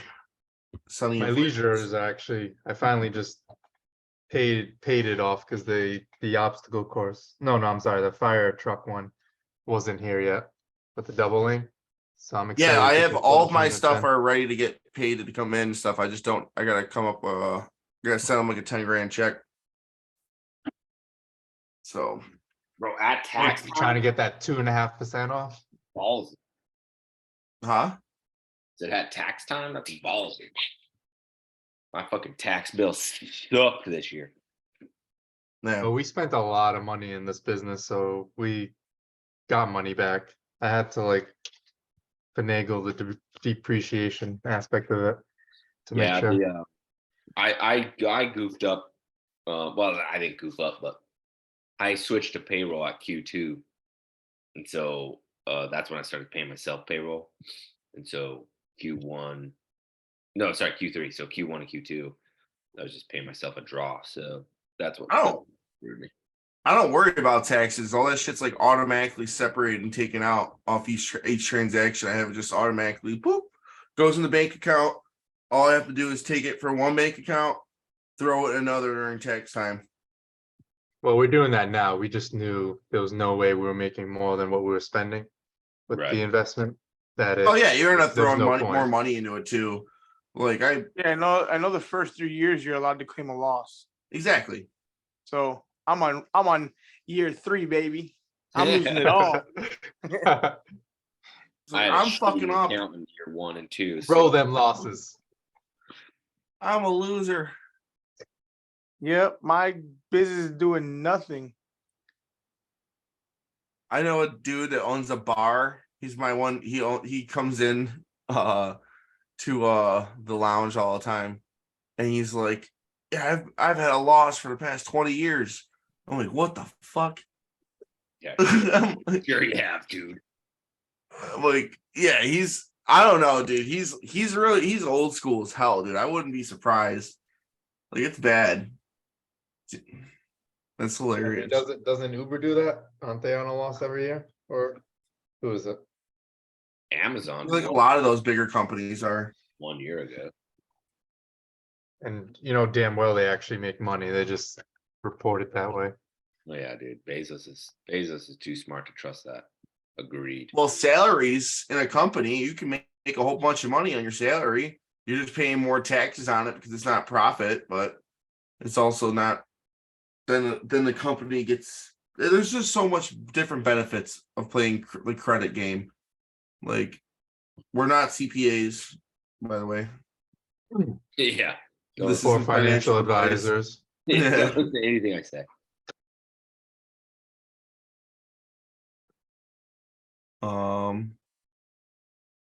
Wayne, are you cool if I ask that publicly? Just I can see you just do a yes or no. Yeah, man. Of course. Okay. So he said he's about to buy his first obstacle course. He has 2 bounce houses and 2 water slides and a combo. What size should be the first obstacle course? 100 feet. I say go big, bro. Get a 2-piece 60 footer. Like, nowadays, they're not that bad. And they fucking are meeting. I think 40 foot is pretty good. Yeah, with a small slide or something. Well, hey, let me ask, where are you located? I'm in South Carolina, Myrtle Beach. So you guys have snow? No. 35 foot, 40 foot obstacles all day. Get a bunch of them that are the same color that you can connect together. That's what I actually just did right now. I actually made videos too. I spent all Thursday making videos from 30 foot to 40, 70, 80, and then 110, just right across my yard. Yeah, they all have that's good shit. Get wet dry, by the way. Get wet dry. I love doing the wet dry I do is this one coming in. festival. I do this one festival where I have like all my units that are red, white, and blue. So I have a giant 110 foot red, white, and blue obstacle course. I have an 18 foot red, white, and blue slide. I have a red, white, and blue slip and slide, a red, white, and blue bounce house, a red, white, and blue combo. And then I have like the red, white, and blue foam party that I do at that same event. And then I do I do red, white, and blue tables with cotton candy, snow cone, and popcorn. Like, just sitting over there. This is like this giant like red, white, and blue like America party / like Buffalo's an all American city. Also, we do a lot of red, white, and blue shit because that's the Bills colors too. So it's like the city's colors as well. Maybe I should get some because we're near Patriots. Yeah, the same shit would work. That same shit would work basically. But my logo is kind of like Evel Knievel based, like Carnival. It's also red, white, and blue for my company. So yeah, your logo looks fun. I'll admit that. Oh, dude, you should see these shits that my one buddy moved to Poland. I don't even know if this is legal or not, but I don't care. He's in Poland. He moved there, and I'm just like, he's can't really work there, but he also needed money. So I'm like, oh, I'll teach you how to start doing graphics and stuff, because he kind of knows how to do some of it. And he started making a whole bunch of cool stuff, and I'm gonna download a couple of them that he's been making, and I'll show it to you because he's been getting better and better. It's like awesome, and I want him to be able to do the graphics for PRK and all my stuff. So if I can just pay him on Venmo or something as a contractor, 1099, just send it to his bank account, and then I don't know if it's because he's live overseas, what the fuck it is. Like, I don't know. I know he's trying to get his visa and he's learning Polish. This is my best friend since like the second grade, by the way. He's an illegal Polish? No, he's got his visa right now, but I don't know what's gonna happen in the next month. Supposedly, like, he can try to extend it right before or something, and then he can get another 2 months if he fills his paperwork out or something. I don't know. Just tell him to get married. That he went there for this chick and stuff like that. It's been brought up. It's 90 Day Fiance, bro. My wife watches that show. Yep, big Ed. Yeah. Hey, Big Ed's question: some chicks though, gotta say. when For you real. start paying yourself, bro? Because I've been pretty much just putting all the money back into the business. So like like I said, we got 10 to 12 units, and like right now it's like 8,000 on the credit card for the new units that we just bought. So when do I start like paying myself? Bro, listen, go and buy nice stuff, like nice clothes. Wait, what? Hey, Yep. Go and buy nice clothes. Don't buy it so you can business expense it. So for example, during the cold winter, I went and I bought me a $200 coat, and I business expensed it because it's cold. I need to stay warm. Obviously, I'm not using it for work, but IRS doesn't need to know that. Same thing with shoes. Same thing with clothes. If you have to, for whatever you need, good, nice clothes to meet other people to set up business. hey, When so you're going, I'd say read the book Profit First. There's this book by Mike. Let's see, Mike Michalowicz. Michalowicz. Profit First, and essentially what he tells you to do is, everyone thinks the same way. I was thinking the exact same way. You set up these 5 different bank accounts, and whether or not you want to go that far, it's up to you. But essentially, income coming in, that's one account. You have your taxes go to you from that income. You have taxes. You put in your profit, what you want your profit to be for yourself. It could be small, however small you want it to be for now. And then you have your owner's pay, and then your operating expenses. And he breaks it down. It's actually really, really well thought out. And if you were to read that book or listen to the audio book, it's not a very large book. Quick read. But it's a great system where you make yourself quote unquote profitable immediately. Just make sure if you read the book, I do agree with a lot of the things Derek's saying. If you read the book though, please don't think that all entrepreneurs are starving and we're all idiots and we spend all the money. I didn't make it through the book because I'm like, if this dude talks down to me one more time, and then you turn the page and he's like, all entrepreneurs are retards and they can't spend their, I'm like, dude, I can't do this. I can't do this. I put the book on the shelf. I was like, I can't do this, because he makes it sound like we're all struggling and failing and we're squandering money, right? So if I you agree. censor that part of the book out where it's almost like salesy or infomercially, then the rest of the book does give, I think, very great advice. That being said, I think if you have a job that pays your bills and does your 401k and then you really need to sit down and think about what your goals are. You know what I mean? So if you're trying to quit your job soon, cool. You need to figure out a way to pay yourself probably pretty soon so you can get out of your job. If you're good for the next 2 years and you want to scale your business, you should be putting more money back into the business.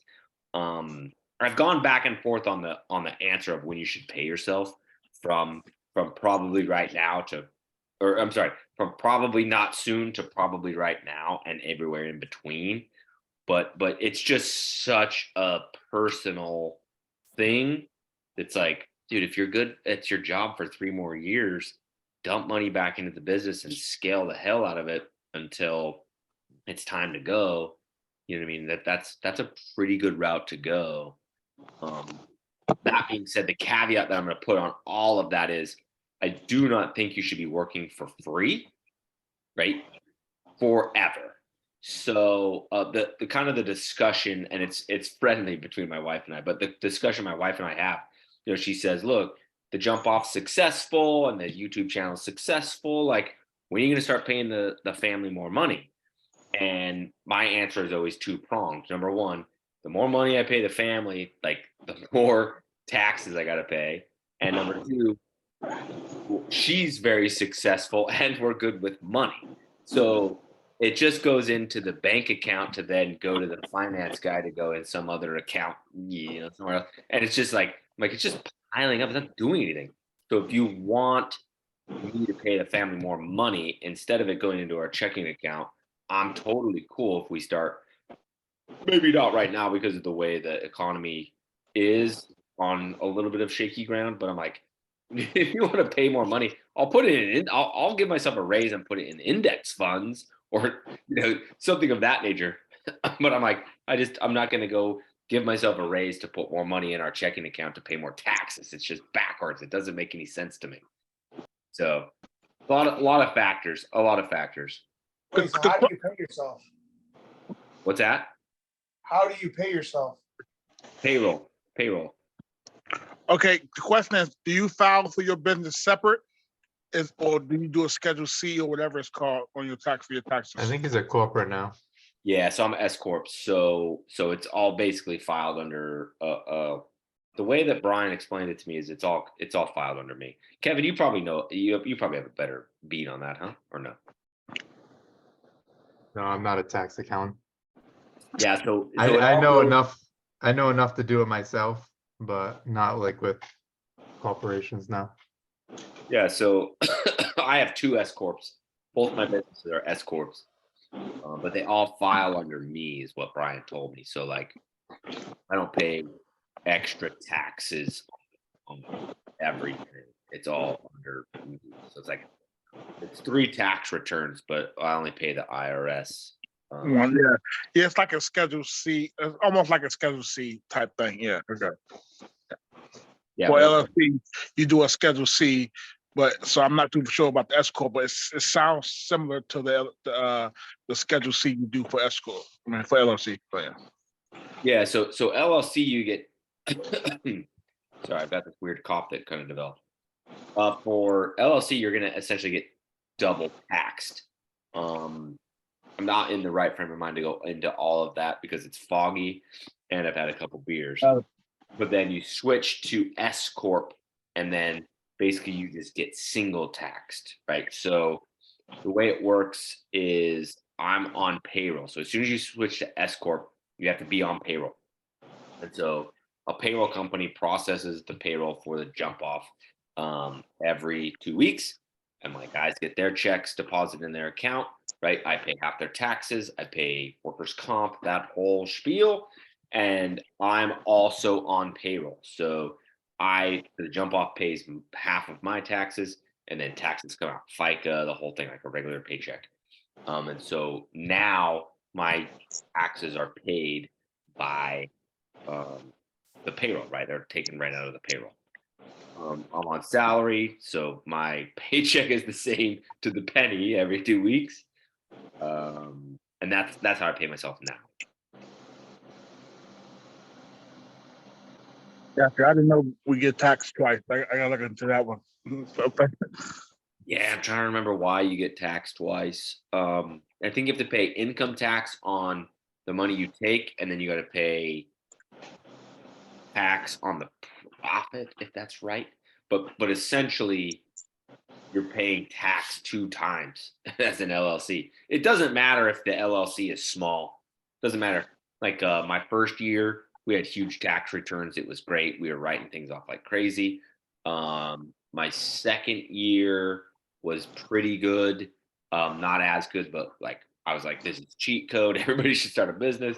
And then third year, it got to, she had to file an extension because she was a bad CPA and accountant, right? She files an extension, finally calls me June 15th or something. And it's like, hey, I just want to go over your taxes. We're done. I'm like, oh, cool. Like last year we got $6,000. The year before we got $8,000 back. Like, so what's everything looking like? I owed $24,000.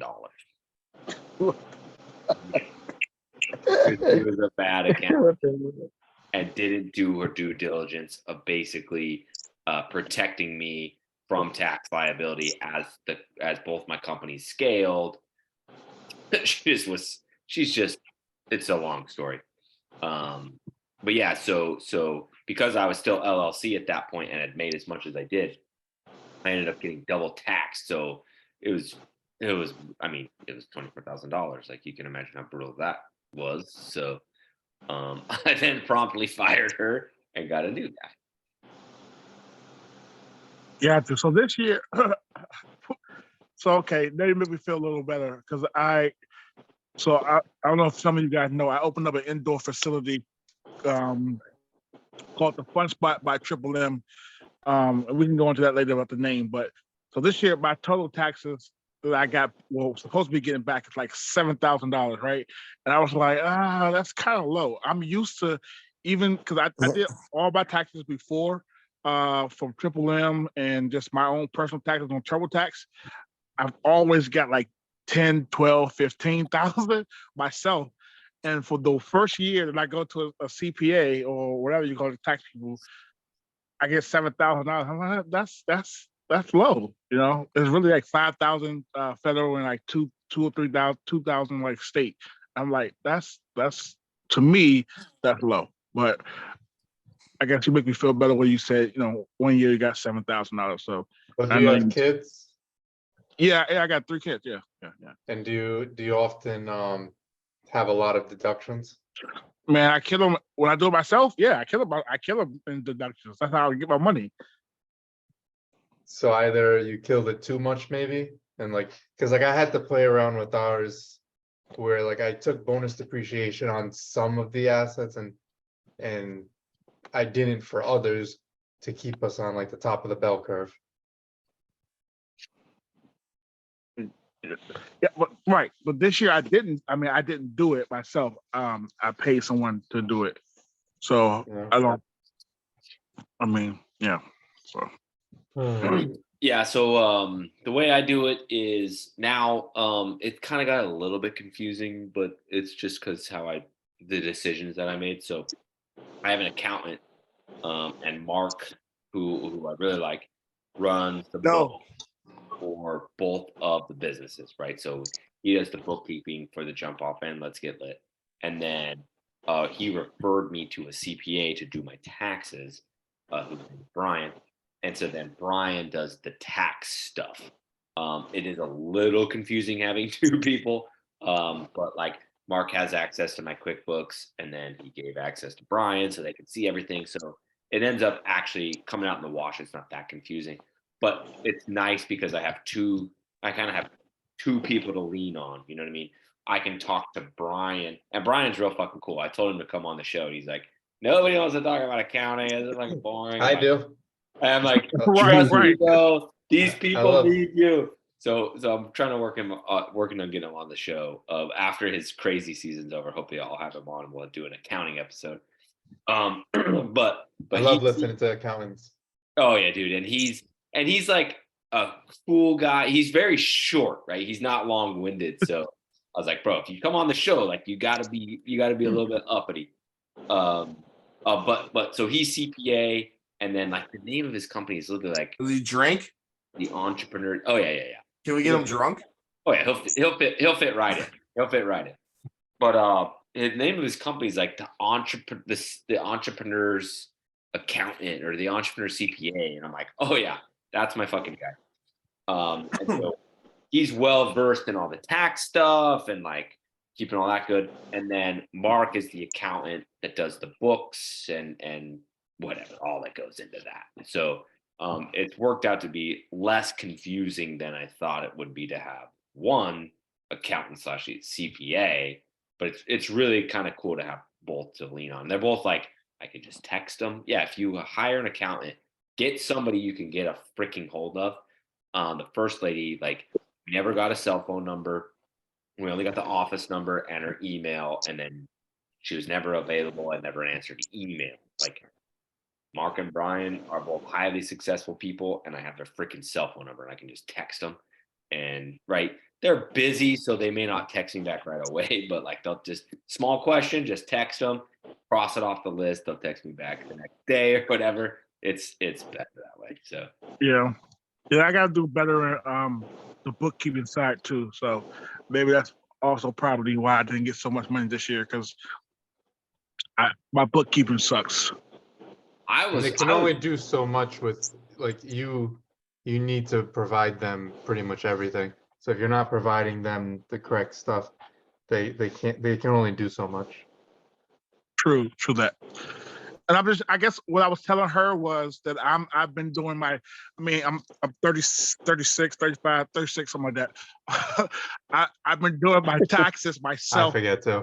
Yeah, I know, right? Since I graduated high school. So like on TurboTax. So like I'm used to the step by step. You know what I'm saying? Like I never had to like I'm not going to sugarcoat everything. So basically, like TurboTax say, okay, the next step is blah blah blah. These are what are your expenses, and they give you a list of things you can do, and then I'll go through all my stuff and write down everything. I'll do. Listen, it's last minute, I know, but it takes me a couple of days. But I'll go through and write down everything, find all receipts and all the stuff. That's kind of what I'm used to. It's ass backwards, but it helped me out. And this kind of, she gave me like a form that it asked me my expenses for monthly. I'm like, that doesn't help me. I need to break it down. Like, but anyway, yeah, I think that was my issue. So yeah, I would get QuickBooks, but I made the mistake of, because I'm fairly tech savvy, smart enough to figure shit out. So I got QuickBooks being like, all right, cool, I'm gonna get in here, right? And then it's a whole different platform, and it's very foreign to me, and it looked different than what I thought. I thought it was gonna be like spreadsheet based. Totally not. And so then I hired a bookkeeper after the fact, and it was the same lady that I ended up firing. But total mess, right? But if you get QuickBooks and then put your credit cards and your bank account to it, like, it does all the work for you. When I dropped my stuff off to Brian, I'm like, I didn't bring my receipts, dude. They're like in my closet or whatever. He's like, if you bring me receipts, we're gonna have problems. I'm like, what do you mean? He's like, I want no receipts. It's all in the QuickBooks. I'm like, it's all in the QuickBooks. He's like, we're good here.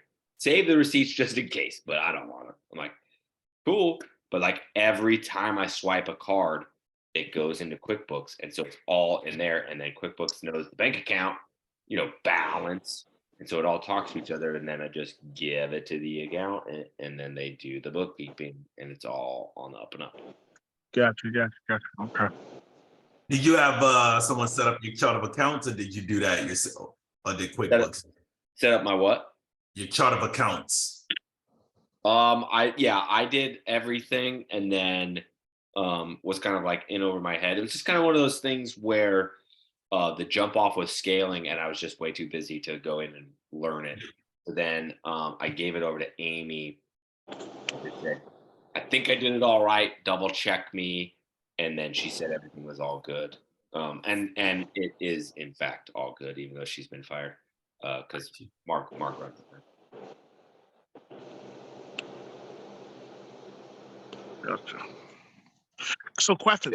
David, I was gonna say David, because he had like a question with a credit card. Is it like a 12 months no interest card, or? It's like a bank. Are you paying interest on the credit card?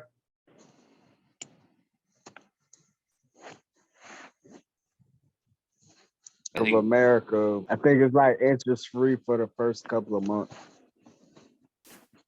Well, whenever it stops being interest free, you definitely just got to pay it off. So if it's only like a few months thing, just pay it off.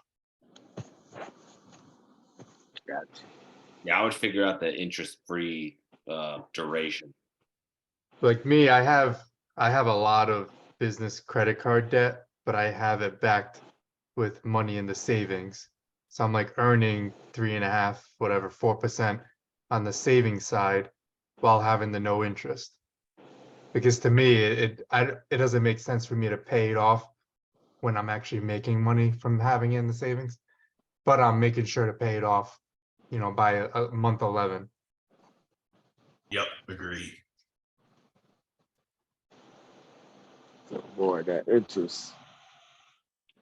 Also, is it a business credit card? Because if it's personal, then it's Nah, reporting to your credit, and that's kind of lowering your credit. now we use the business credit card. Sign up with Bank of America for the business credit card. Okay.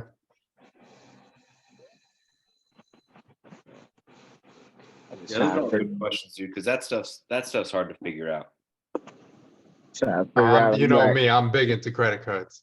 I know, and I'm not like I went so long into my adult life, having like I had small credit cards like to establish credit, but stayed away from credit cards. And like I worked in retail, so like I'd see how people would pay, and someone would pay with a credit card, I would judge them. I'm like, oh, running that up, you're gonna be. And then I get to later in my life, I'm like, such an idiot. I can't believe I ever swiped a debit card a single time, let alone it was the only thing I ever used. Like just terrible, dude. I think the bounce house business is in such a unique position where shit's expensive. So like if I'm gonna already spend a crap ton of money, I might as well get money from it. It's like, what is it? I bought like $6,000 worth of stuff, and that paid for like a 5-star 5 days at like the DR or something. Yeah. Might as well. It's like I'm spending the money anyways. Might as well get something back. We're working this hard, might as well get a vacation out of it. Yeah, we're going to the four of us, my family, so wife and I and 2 kids are going to Cancun at an all-inclusive right after. Which one? We're going to, God, I don't remember. My wife booked it. I don't remember where we're going this time, but it's more down. Yeah, because we're going somewhere in next January in Cancun. I'm trying to think of the place. Yeah, we just got back from the Royalton not too long ago. It's like right outside of Cancun. Love the it. Royalton. It was pretty dope. They got the adult side, and then they got the kid side.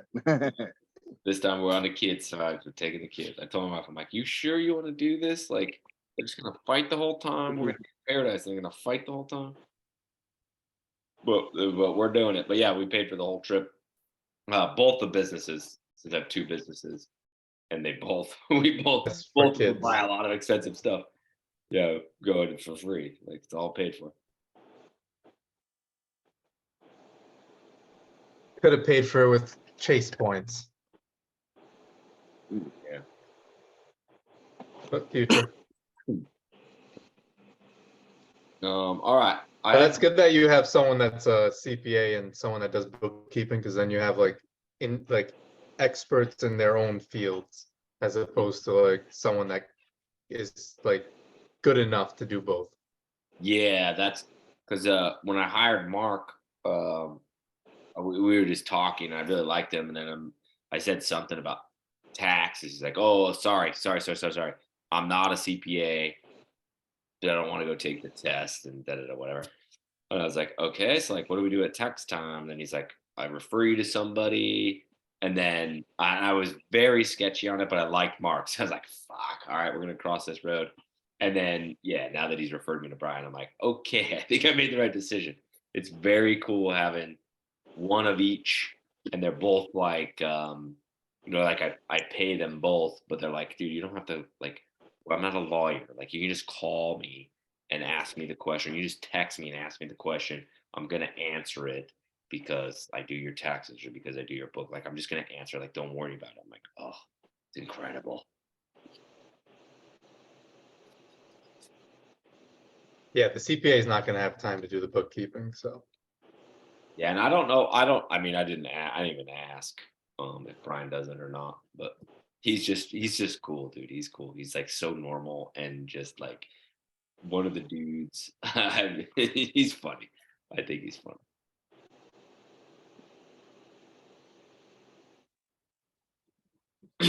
All right. I think my CPA is Jewish. I love him. There you go, bro. There you go. All right.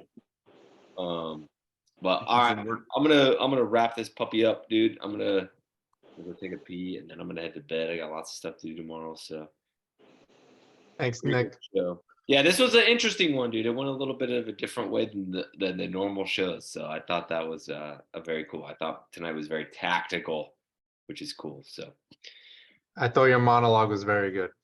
Thank And you. The 9 steps. Thank They're you. very inspiring. That's kind of like not what I go for, but it's kind of like how it ends. But it up. happens anyways. Yeah, and so I feel like because what I'll do is like so tomorrow, like when I post the podcast and post the YouTube video, I actually go back and listen to this, like, and I just have it kind of playing in the background to kind of like hear it, so I can whatever work on it for next week, I guess you could say. And I noticed that I'm like, it just like so skews like inspirational, motivational, and so now I'm You just kind of like, remind me of Simon Sinek when it comes to like employees. I don't know if you've listened to him or read. yeah, no, he's Yeah, I love all his stuff. That's a big compliment. I appreciate that. No problem. But right. yeah, like so I'm just kind of like I'm just gonna lean into that and just go with it. Like it ends up like I listen to it, I'm like, man, I feel like, you know, if somebody listens to this, they can't. That's my like Gary Vaynerchuk is like my hero, but my major criticism I always have is like you end the podcast and like you want to go run through a brick wall, but like you don't know how. Like there's not tactical. And so the deeper I get into this, the more I'm like, fuck, I'm the same way. But like the more I try to go tactical, the more, you know, it just gets kind of forced. So it's kind of like, I just got to let it go. I got to let it breathe. So, but I appreciate you saying that, Kevin. That's cool. No problem. All right, cool. All right, everybody. That was awesome. So we're going to sign off. See you next Wednesday, 7 p.m. Central, Booze and Biz. Peace out. Like and Bye, subscribe. everyone. Yeah, I don't know if anybody's watching on YouTube at this point, but if you are, like and subscribe. Later.